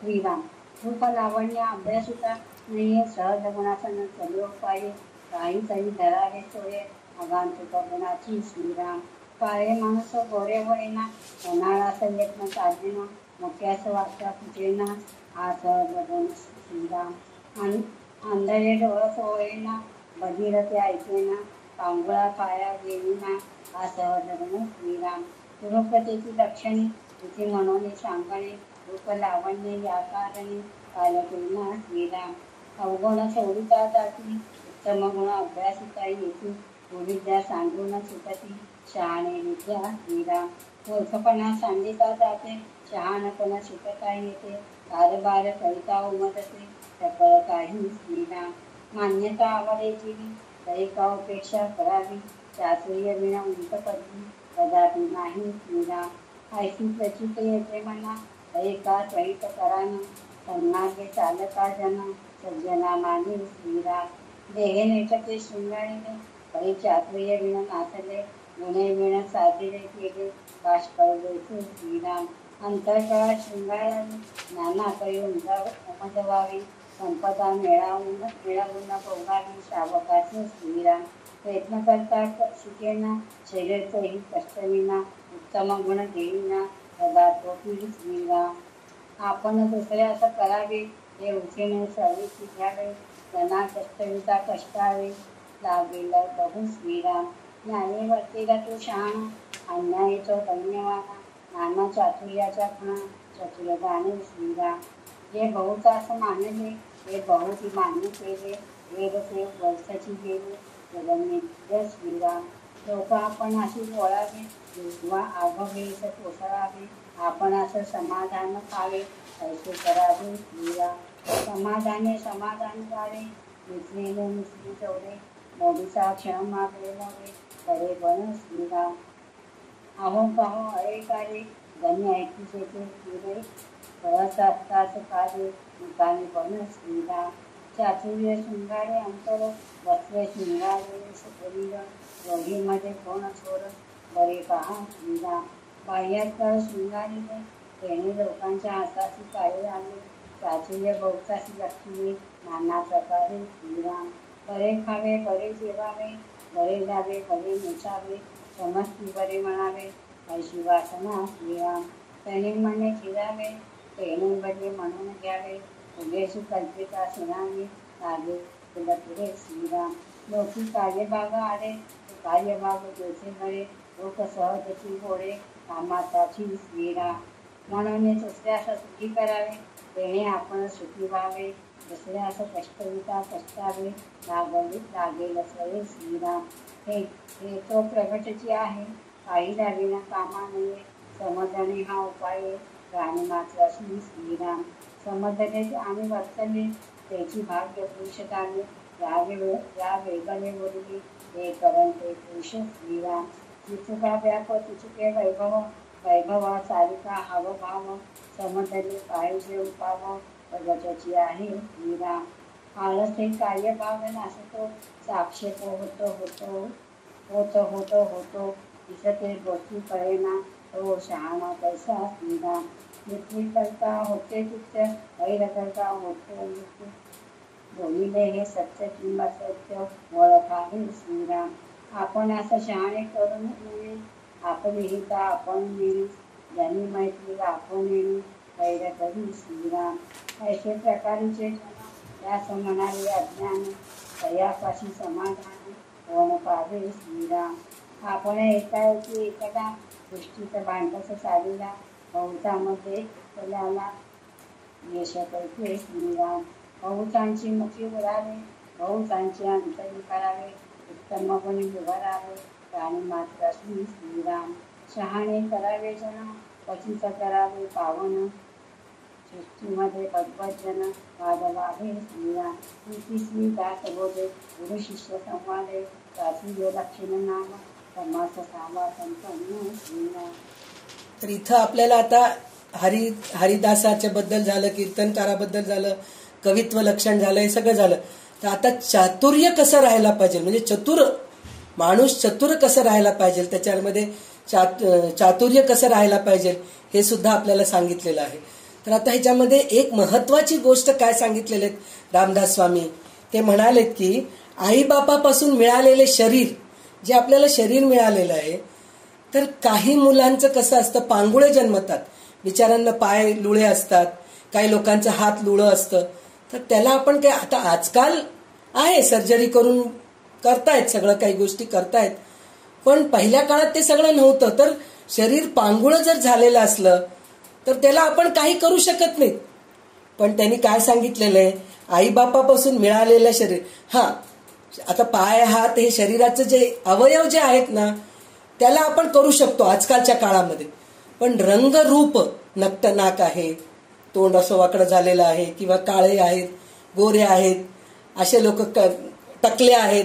आता सगळ्या गोष्टीला उपाय निघालेले. फक्त माणूस निर्माण करू शकत नाहीये. टकल्या लोकांना ते काहीतरी सर्जरी करून काहीतरी करून ते केस उगवतात असं काहीतरी करत असतात. ते सगळं मला माहित नाही. पांढरे केस असले की काळे करता येतं. डोळ्यात गेलं तर डोळ्याचं ऑपरेशन करून डोळे आणू शकतो किंवा काहीतरी मोतीबिंदू झालेलं आहे तर त्याचं ऑपरेशन करू शकतो. असे बरेच प्रकार निघालेले. पण त्यातून काही गोष्टी अशा आहेत त्या आपण बदलूच शकत नाही. आई वडिलांपासून जे शरीराचे रूप काही आपल्याला पालटता येत नाही. पण अजून एक गोष्ट मात्र आपण करू शकतो. ते गोष्ट म्हणजे काय? अवगुण, आपल्यामध्ये असलेले अवगुण टाकून चांगले गुण अंगी आणता येतात. म्हणून माणूस सगुणी बनावे, आपले अंतरंग चातुर्याने संपन्न करावे आणि जगात श्रेष्ठपण मिळवावे, स्वतः समाधान मिळवावे आणि इतरांस समाधान द्यावे. म्हणजे आपल्याकडे कोणी आलं तर त्यांच्याकडे जाऊन आलं की समाधान झालं हो, नाहीतर मनामध्ये खूप तगमग तगमग तगमग होतं पहा. पण त्यांच्या घरी जाऊन आले, त्यांच्याशी बोलले ना की मन समाधान झालं पहा. असं बनायला पाहिजे. आपण तर समाधानी आहोत, मी समाधानी आहे हो, मला काही कमी नाही आहे, मला सगळं काही व्यवस्थित आहे, हे आहेच आहे. पण तुम्ही एकटे समाधानी नाही, समोरच्या माणसाला सुद्धा समाधानी करायची वृत्ती निर्माण करा. तुम्ही सतत कोणाचं तरी चुगल्या चाड्या करत, भांडण टंटा करत, आलेल्या माणसाचा अपमान करत जर राहिलात तर ते पुन्हा तुमच्या घरी यायला कोणाला इच्छा होत नाही. तसं न राहता आलेल्या माणसाचं समाधान करून छान राहायला पाहिजे. हे गुण आपल्यामध्ये राहायला पाहिजे आणि दुसऱ्यांचे अवगुण काढून टाकून पहिले स्वतःचे अवगुण काढायला पाहिजे, मग दुसऱ्यांचे ऑटोमॅटिक आपण काढू शकतो. तर हे आपल्यामध्ये चातुर्य लक्षण राहायला पाहिजे. हे आपल्याला रामदास स्वामी प्रत्यक्षात सांगतायत. म्हणजे हे सुद्धा आपल्याला सांगितलेलं आहे की नक्की आहे मी, आता माझे दात थोडेसे मोठे मोठे आहेत तर त्याला मी काही करू शकत नाही. पण माझ्यामध्ये जे अवगुण आहेत की नाही, माझ्यामध्ये माझी वृत्ती वेगळी आहे, कोणाशी बोलावं वाटत नाही, जास्त कोणामध्ये मिक्स व्हायला आवडत नाही, असं सगळं केल्यापेक्षा 4 लोकांमध्ये मिक्स व्हा. पण त्यालाही मर्यादा पाहिजे. म्हणून सतत लोकांमध्येच भटकत राहायचं, घर नको, दार नको, काही नको, सतत लोकांमध्ये. कधी पण आहो ती त्यांच्या घरी दिसली, हे यांच्या घरी दिसली, आज म्हणजे कुठेही लोकांच्याच घरी दिसलेले असतात. तसं नाही राहायला पाहिजे. भगवत भजन करत घरामध्ये आपल्या थोडं वेळ राहायला पाहिजे, सगळ्यांना चांगलं शिकवायला पाहिजे. असं हे जे वृत्ती चातुर्य लक्षणं म्हणतात त्याच्यात. तर हे चातुर्य लक्षणामध्ये सुद्धा काही लक्षणं असे सांगितलेले आहेत आपल्याला रामदास स्वामी. तर चातुर्य लक्षणामध्ये एक 7-8 लक्षणं असे आहेत. माणसाला शहाणपण शिकता येते. म्हणजे चातुर्य लक्षण जे आहे की नाही, आपला अवगुण टाकून सगुण, चांगले गुण, सद्गुण स्वीकारता येतं. हे माणूसच करू शकतो, जनावर करू शकत नाही.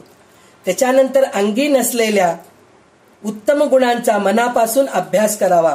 म्हणजे आपल्या अंगी जर उत्तम गुण नाहीयेत तर त्याच्यासाठी प्रयत्न करायला पाहिजे.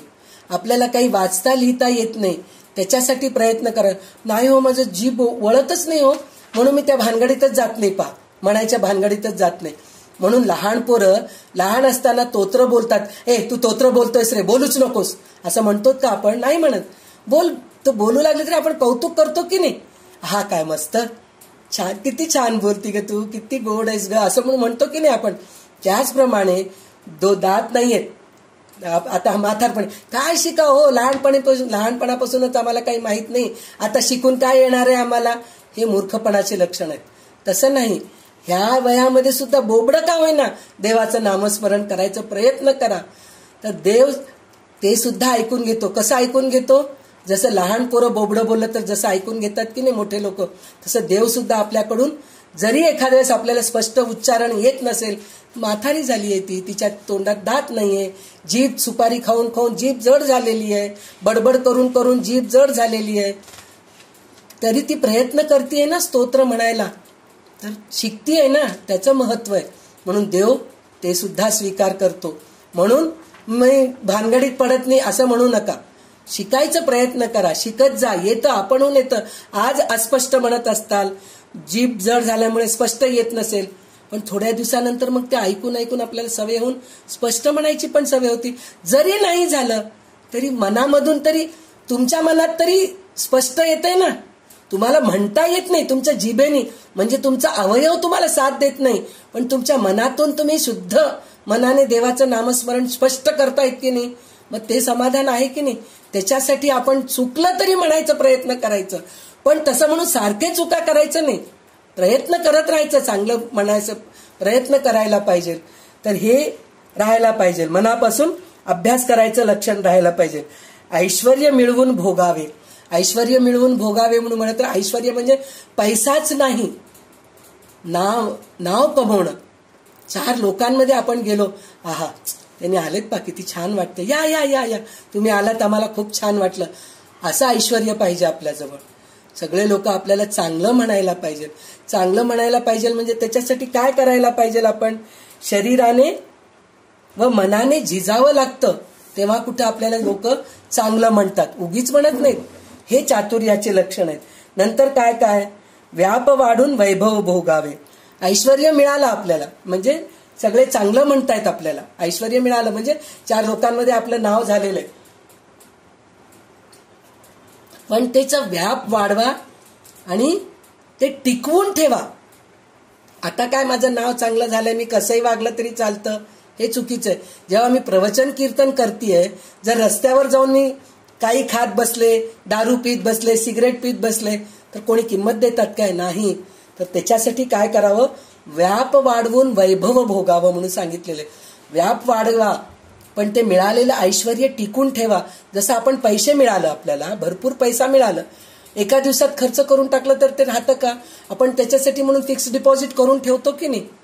तर ते फिक्स डिपॉझिट ह्याच्यामध्ये सुद्धा करायला यायला पाहिजे. म्हणजे चांगल्या गुणाचं फिक्स डिपॉझिट पण व्हायला पाहिजे.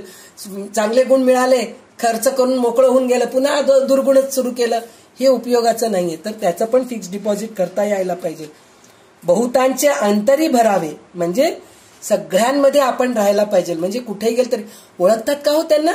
तर कोणी हो हो ओळखतो, हो ते खूप छान आहेत बरं का, असं म्हणून म्हणायला पाहिजे. अशा प्रकारे आपण वागायला पाहिजे. शहाणे करावे जन आणि पतित करावे पावन म्हणून म्हणलं तर लोकांना शहाणं करावं, पतित करावे पावन म्हणून म्हणलं तर जे पापी लोक आहेत, जे व्यसनी आहेत, ज्या लोकांमध्ये अवगुण आहे, त्यांना त्यांच्यातलं ते सगळं दुर्गुण अवगुण काढून टाकून पावन करून सोडावं लोकांना, असं आपण त्याच्यामध्ये राहायला पाहिजे. काही लोक असतात पा, नाही आम्ही फक्त ब्राह्मणांना शिकवत होतो, दुसऱ्यांना काही नाही शिकवत. भगवद्गीता आम्हाला शिकवायला येतं, पण तुम्हाला काय हो, तुम्ही लहानपणापासून मांस मच्छी खात बसलेत, तुमच्या जिभेवर काय येतं, तुम्हाला आम्ही नाही शिकवत, आम्ही फक्त ब्राह्मणांनाच शिकवतो. असं नाही. कोण आलं त्यांना प्रेमाने शिकवा, त्यांना प्रयत्न करा. नाही तुमची जीभ जड आहे, थोडं प्रयत्न करा. आज चुकीचं म्हणत असताल, उद्या चांगलं येतं तुम्हाला, प्रयत्न करा, असं म्हणत म्हणत त्यांना पतिताचं पावन करायला पाहिजे, हे सांगितलेलं आहे. आणि जगामध्ये भगवत भजन वाढवावे म्हणून म्हणलं तर कुठं गेलं तिथं भगवत भजन वाढवावं, म्हणजे भगवंताचं नामस्मरण. आता आपण कुठेतरी तीर्थयात्रेला जातो. आता प्रयागराजलाच गेलेले किती लोकांचे तरी अनुभव आहेत. 8-8 तास 10-10 तास गाड्या बंद पडून बसलेले आहेत एका जागेवर. ते ट्रॅफिक पुढे जातच नाहीये. तिथं बसून झोपून काय झोपलेले आहेत का काही लोक? नाही, तिथं बसून सुद्धा भजन केलेले आहेत सगळे लोक, देवाचे नामस्मरण केलेले आहेत, कथा कीर्तन केलेले आहेत. म्हणजे तिथं बसून सुद्धा भगवत भजन केलेले लोक आहेत. आनंदाने हे केले. काय बाबा रस्ता बंद पडलाय, जातोत की नाही असं रडत बसलेले कोणी नाहीयेत. सगळे तिथे जाणारे सगळे आनंदात, आम्हाला दर्शन होणार आहे, आम्हाला ते कुंभस्नान होणार आहे, ह्या ह्याच्याने लोक जात गेलेत. म्हणजे जगामध्ये भगवत भजन वाढवा. म्हणजे कुठं गेलं तरी रडत बसायचं नाही.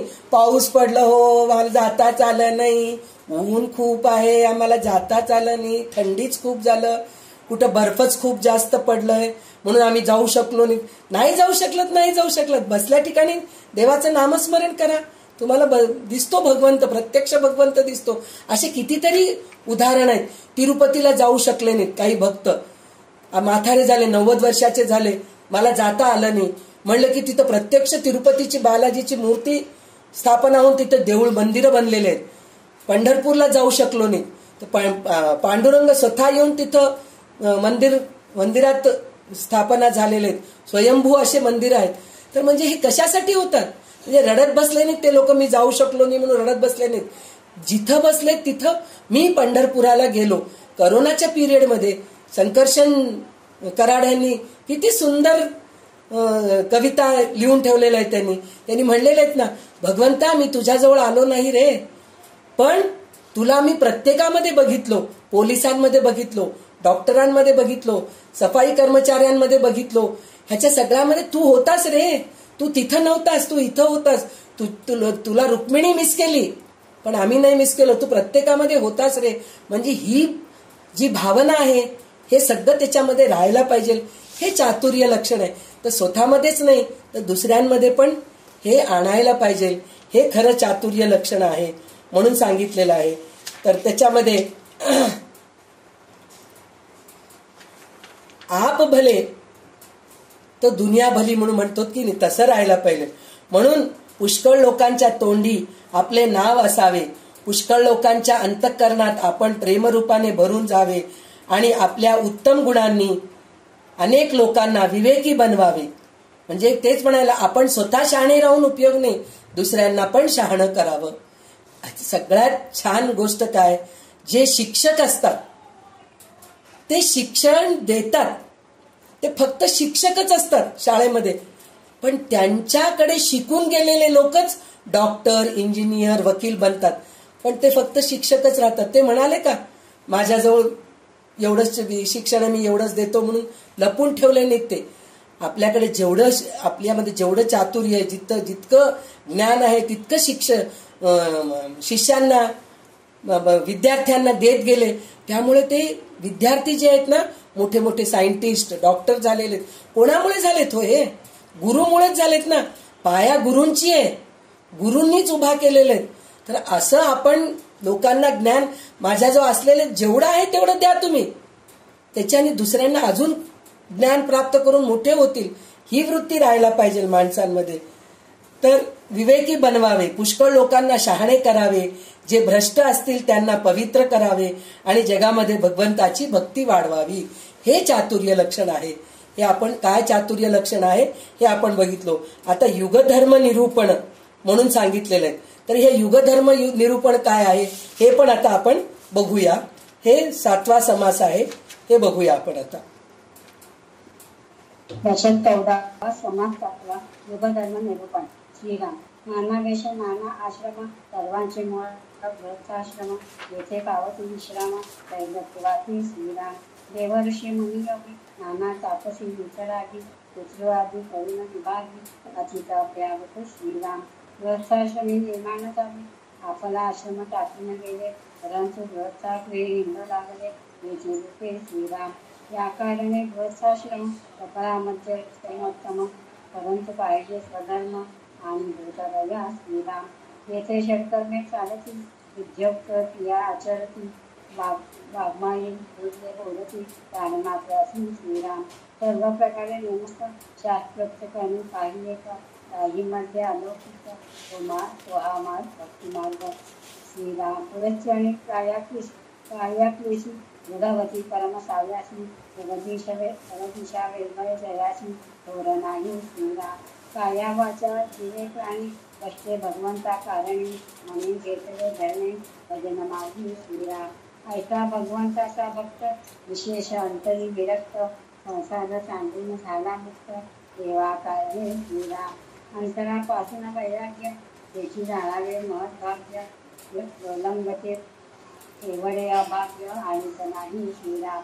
राजे राजे सांगून गेले, भगवंता कारणे हिंडले, त्याची रूपे पावन झाले, वो मंगळी श्रीराम.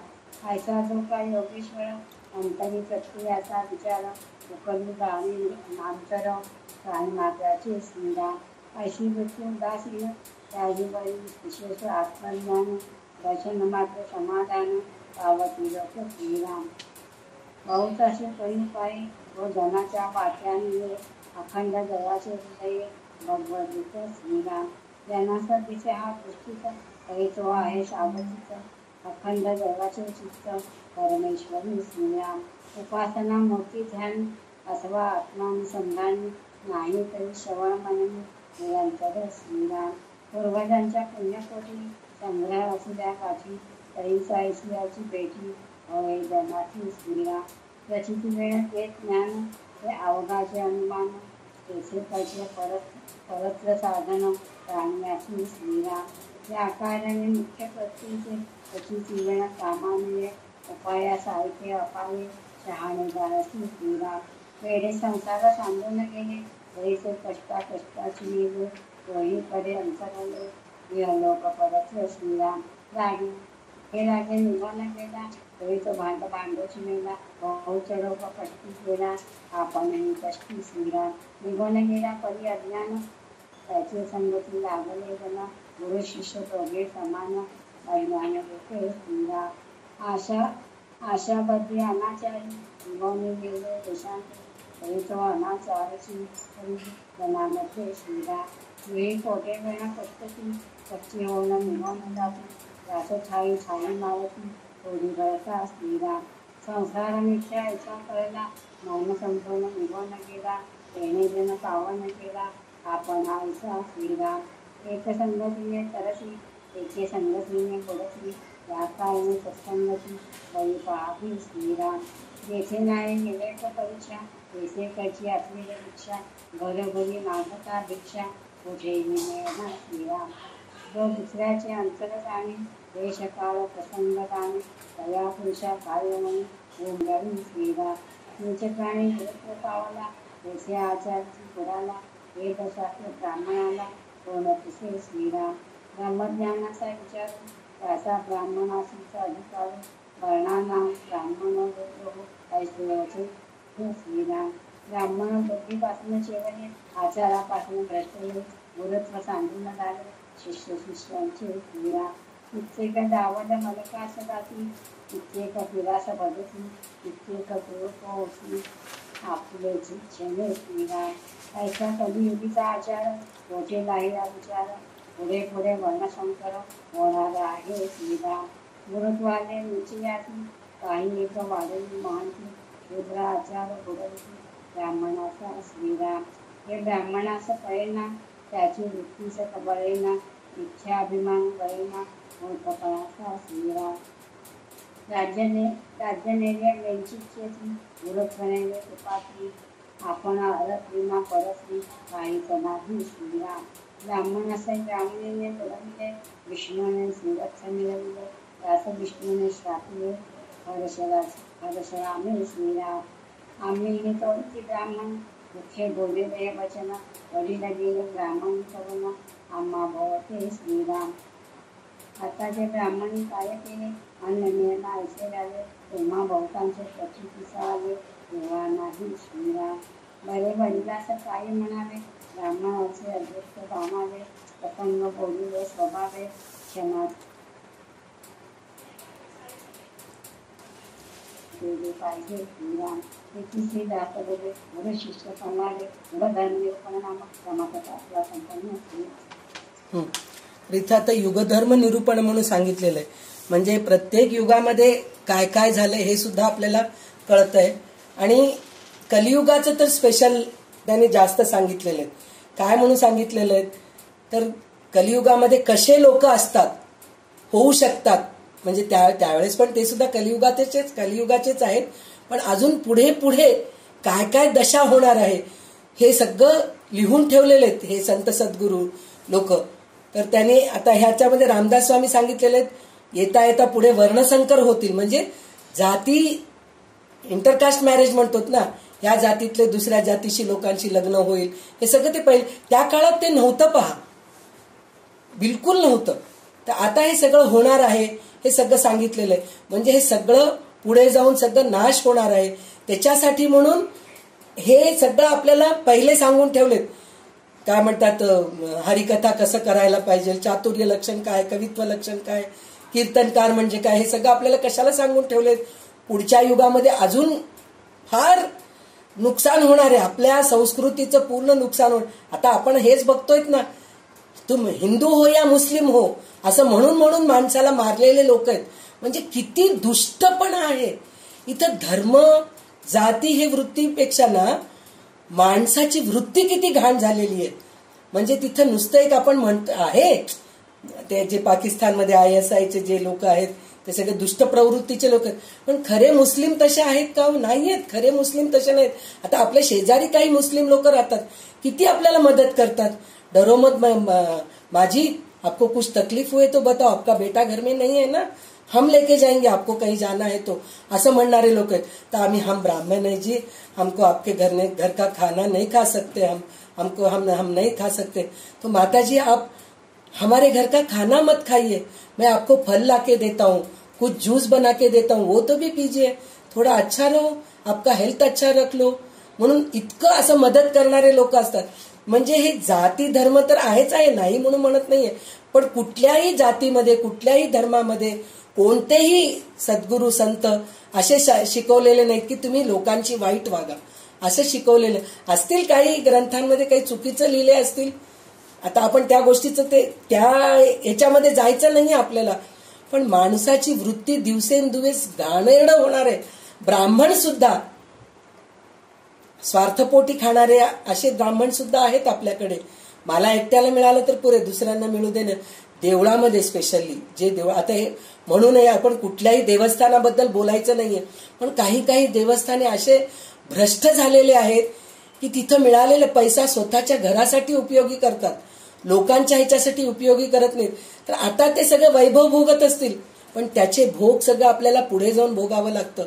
म्हणतो ना, तेव्हा असं केला तो माणूस, त्याच्यामुळे असं झालं, असं म्हणून आपण म्हणतो की नाही. म्हणजे देवाची पूजा करताना सुद्धा व्यवस्थित राहायला पाहिजे. म्हणजे युग जरी कोणता जरी असला तरी माणसाची वृत्ती चांगली राहायला पाहिजे. हे आपल्याला रामदास स्वामी शिकवत आहेत. त्याच्यामध्ये त्यांनी काय सांगितलेलं आहे तर मानवी जीवनाचा अटळ नियम असा आहे की कालांतराने मूल्यामध्ये आणि जीवन पद्धतीमध्ये परिवर्तन घडवावे लागते. म्हणजे मी असाच आहे म्हणून चालत नाही, माझ्यामध्ये पण परिवर्तन व्हायला पाहिजे. माझा स्वभाव बदला, नाही मी अशीच आहे, मला नाही आवडत हे असं सगळं केलेलं. नाही, तुम्हाला 4 लोकांमध्ये राहायचंय तर मला नाही असं आवडत असं म्हणून चालत नाहीये. तर आपल्याला बदलायला पाहिजे, ही वृत्ती आपल्याला निर्माण करायला पाहिजे. तसे घडले नाही तर समाजातील बहुसंख्य व्यक्ती अत्यंत स्वार्थी बनतात. म्हणजे मला असंच पाहिजे म्हणून जे असतात ना ते स्वार्थी बनतात. समाजातील जिवंतपणा कमी होतो म्हणून सांगितलेलं आहे त्यांनी. समाजाची प्रगती खुंटते, म्हणजे प्रगती होत नाही, कमी खालीच जातं. प्रत्येक जिवंतपणे जगणाऱ्या समाजात निस्वार्थी माणसाचे काही प्रमाण असावे लागते. म्हणजे निस्वार्थी माणसं जास्त राहायला पाहिजे स्वार्थी माणसांपेक्षा. मी दुसऱ्यासाठी आहे, समाजासाठी आहे, अशा वृत्तीने जगणारी माणसे ज्या समाजात नसतात त्यात परस्पर संशय, अविश्वास, आपापसात वैर आणि एकमेकांचा घात या हीन वृत्तीचा धुमाकूळ चालतो. म्हणून म्हणलं तर त्यांनी काय सांगितलेलं आहे की स्वार्थी माणूस जर राहत गेला तर तो तर स्वतः स्वार्थीच आहे, तर मग त्याला बघून दुसरा सुद्धा स्वार्थीच बनतो. म्हणून प्रत्येक वेळेस हेच मी म्हणते, आप भली तो दुनिया भली. मी चांगली राहिले तर लोक माझ्याशी चांगले राहतील. जे बी पेरतो तेच झाड येणार ना. मीच चांगलं नाही राहिलं तर माझ्याशी कोण चांगलं राहणार आहेत. मग मी चांगली नाही तर माझ्या बरोबर समोरचे माणसं पण चांगलं राहणार नाही. असं करत करत काय होतं, सगळं जग स्वार्थी बनून जातं, म्हणजे घाणेरडं होऊन जातं. म्हणून निस्वार्थी राहायला पाहिजे असं म्हणून सांगितलेलं आहे. समर्थांच्या काळी भारतीय समाजात अशा स्वार्थाने बरबटलेला होता. म्हणजे त्या काळामध्ये म्हणलं ना, मुस्लिम लोकांचं जे आक्रमण झालेलं होतं, तर त्यावेळेस काय होत होतं तर माझं जीव वाचलं तर पुरे बाबा असं वाटायचं. म्हणून धर्मांतरण व्हायचे. म्हणजे काय, आम्ही मुस्लिम होतो हो, आम्हाला मारू नका असं म्हणून म्हणणार नाही. मी हिंदुत्व जगवतो, मला हिंदुत्व जगवायचंय, ही वृत्ती फार कमी लोकांमध्ये होती. म्हणून ते मुस्लिम लोक आक्रमण केलेत. मग यदा यदा ही धर्मस्य ग्लानिर्भवती भारत म्हणल्यासारखं शिवाजी महाराज निर्माण झाले. तेव्हा मग शिवाजी महाराज आल्यामुळे हिंदुत्व जगलं. हिंदुत्व म्हणजे तो एक माणूस, जिजामाता त्यांच्या मुलांना इतकं चांगलं तयार केली की त्यांच्यामुळे महाराष्ट्र वाचलं. महाराष्ट्रच नाही, हिंदू धर्म वाचलं. तर त्याच्यासाठी म्हणून शिवाजी सारखा राजा व्हायला पाहिजे. तसा जरी नाही राहिला तर थोडे तरी त्याच्यामधले सद्गुण आपल्यामध्ये अंगी आणायला पाहिजे. हे आपल्याला सांगितलेले आहेत. सबंध भारतभर त्यांनी प्रवास केला आणि समाजाचे पुनरुज्जीवन करण्यासाठी म्हणून महाराष्ट्र पसंत केलं. म्हणजे रामदास स्वामी स्वतः फिरले, जगभर फिरले. जगामध्ये काय कमी आहे, काय केलं तर जग वाचेल, हिंदुत्व वाचेल, ह्याचा अभ्यास करून त्यांनी महाराष्ट्रामध्ये येऊन शेवटी सगळ्या ह्या गोष्टीची प्रगती केले. ग्रंथ निर्माण केले, महंत निर्माण केले, सगळं करून मठ निर्माण केले मारुतीचे मंदिर निर्माण केले आणि हिंदुत्व जगवले. हे कार्य त्यांनी केले. इथं रामदास स्वामींचं ग्रंथ आहे म्हणून मी रामदास स्वामींचं नाव घेतेय, पण प्रत्येक काळामध्ये एक एक संत असं निर्माण झालेले आहेत, त्यांनी ते जगवलेले. सावरकर आहेत, वीर सावरकर आहेत, बाळ गंगाधर टिळक आहेत. हे सगळे लोक जगासाठी जगलेले आहेत, स्वतःसाठी जगलेले नाहीत. स्वतःचे बायको पोरं, स्वतःचं संसार, स्वतःचं घर याच्याकडे त्यांनी लक्ष न देता जगासाठी जगलेले आहेत. तर असं जर केलं तर समाज चांगलं राहतं म्हणून सांगतायत त्यांनी.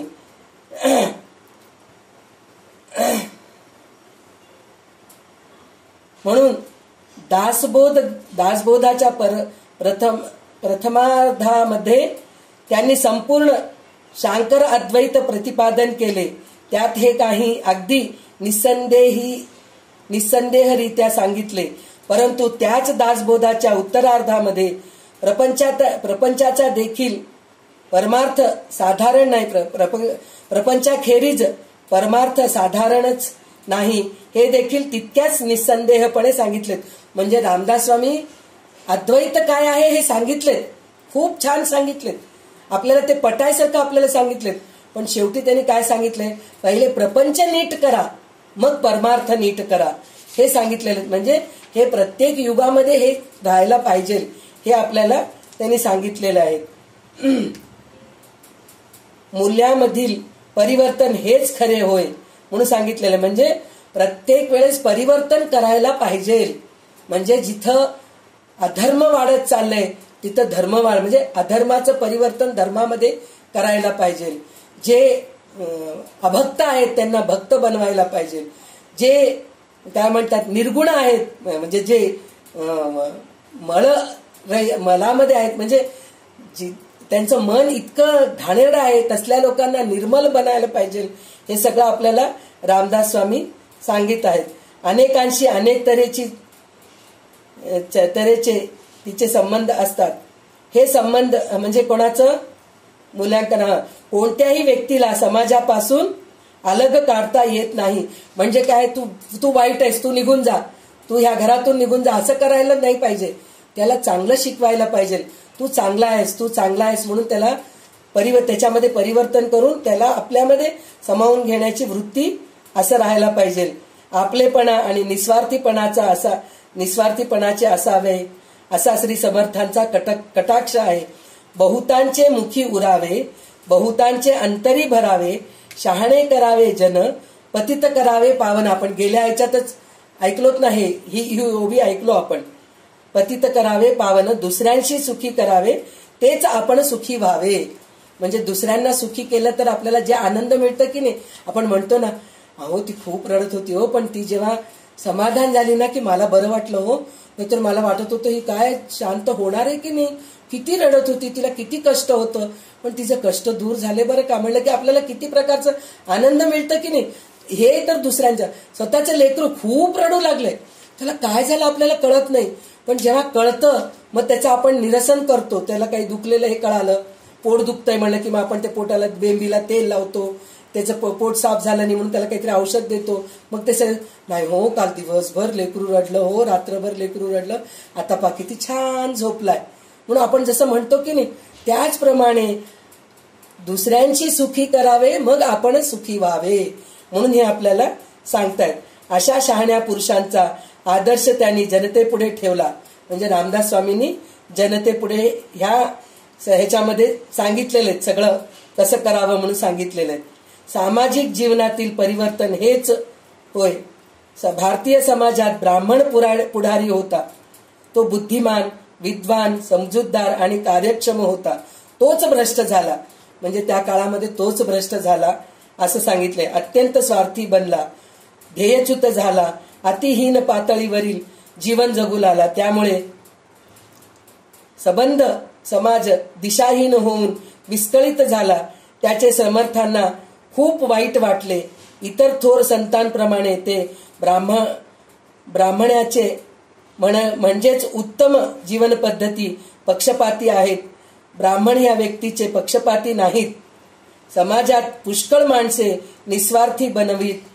सर्वांनी परस्परांवर मनापासून प्रेम करावे आणि अत्यंत आणि त्यात भगवंताचे स्मरण ठेवावे, अशा रीतीने परप्रंच आणि परमार्थ दोन्ही साधून समाधान भोगावे. म्हणून श्री समर्थ हे युगधर्म निरूपण सांगितलेले. त्या काळामध्ये ब्राह्मण स्वतःच्या धर्माच्या विरुद्ध जाऊन सगळं वेडवाकडं वागायला सुरू केला होता. म्हणून त्यावेळेस त्यांनी ब्राह्मणांना वर आणायचे प्रयत्न केले. तर त्याच्यासाठी म्हणून आता जे लोक आहेत ते लोक म्हणतात की समर्थ जे आहेत ना खालच्या कुलाला हे केले नाहीत, ते फक्त ब्राह्मणांनाच वर्चस्व दिले. असं नाहीये. त्या काळामध्ये तसं होतं म्हणून त्यांनी तसं केलेलं आहे. पण त्याच्यामध्ये त्यांनी चांगल्या लोकांना, कितीतरी मुस्लिम लोक सुद्धा त्यांचे भक्त झालेले आहेत. कितीतरी जे खालच्या ह्याचे आहेत ते सुद्धा संत सद्गुरू होऊन गेलेले आहेत. असं त्यांचं कधीही आग्रह नव्हता की मी फक्त ब्राह्मणांनाच वर करतो असं म्हणून त्यांचं कधीही नव्हतं. पण हे आजकाल ते आपल्याला भरकटतात, म्हणजे आपल्याला खालच्या नजरेने बघावं या वृत्तीने. आंबेडकर सुद्धा तेच प्रयत्न केलेले आहेत.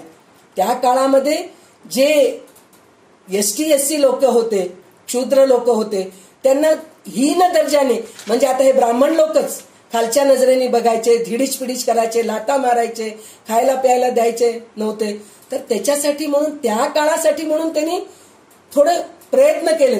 पण त्याच्यासाठी म्हणून आता अर्धवट शिकलेल्या लोकांना सुद्धा तुम्ही मोठ्या पदवीवर जा म्हणून करणं हे बरोबर नाहीये. म्हणजे हे युगधर्म निरूपण म्हणून म्हणतात, ज्या काळात ज्याची गरज आहे ते तिथं आपण करायला पाहिजे, हे आपल्याला समर्थ शिकवत आहेत. तर आज आपण इथं युगधर्म निरूपण पर्यंत घेऊया. उद्या अखंड ध्यान निरूपण ह्याच्यावर आपण अभ्यास करूया. आज आता 5 वाजलेले आहेत, तर त्याच्यासाठी म्हणून आपण आज इथेच थांबूया. उद्या आपण अखंड ध्यान निरूपण घेऊया. तर आपल्याला जर हे दासबोधामध्ये आपल्याला हे सगळं हरिकथा निरूपण, युगधर्म निरूपण, परत काय म्हणून म्हणलं तर चातुर्य लक्षण, कवित्व लक्षण, हे सगळं जरी भक्त्यासाठी सांगत असले तरी श्रोते सुद्धा तसंच राहायला पाहिजे. चातुर्य लक्षण श्रोत्यांमध्ये पण राहायला पाहिजे, कवित्व लक्षण राहायला पाहिजे. हे सगळं जर आपण थोडं थोडं शिकलो, म्हणून मी कविता करत बसते म्हणून न येता सुद्धा आपण वेड्यासारखं लिहित बसलं, त्यात काही अर्थ नाहीये. आपण म्हणजे त्याचं काय, तुमच्यामध्ये काय शहाणपण आहे ते बाहेर काढायचा प्रयत्न करा. आता उषाच आहे आपली, तिला गाणं इतकं सुंदर म्हणायला येत होतं, ती स्वतःलाच माहित नव्हतं. कोणीतरी तिला म्हणले, किती सुंदर गाणं म्हणतीस ग तू, तुझा आवाज पण खूप छान आहे.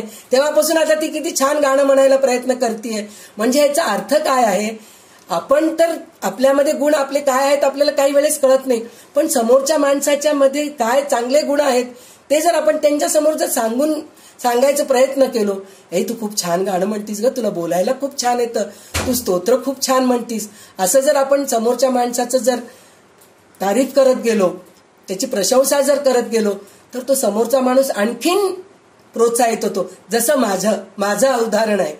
मला काहीच येत नाही, मला स्तोत्र बरोबर म्हणता येत नाही, संस्कृतचा अभ्यास नाहीये, खूप काही ग्रंथ वाचन केले असं काही नाही, पण तुम्ही सगळे मैत्रिणी इतके छान आहात.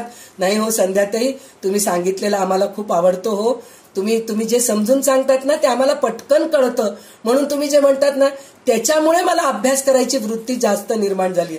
म्हणजे हे काय आहे, स्वतः मधलं जे सगुण आहेत, सद्गुण आहेत ते तर कळू दे न कळू दे, पण समोरच्यामध्ये काय चांगले गुण आहेत हे जर त्यांच्या समोर म्हणून दाखवलं तर ते त्यांच्यामध्ये आणखीन जास्त प्रगती होती.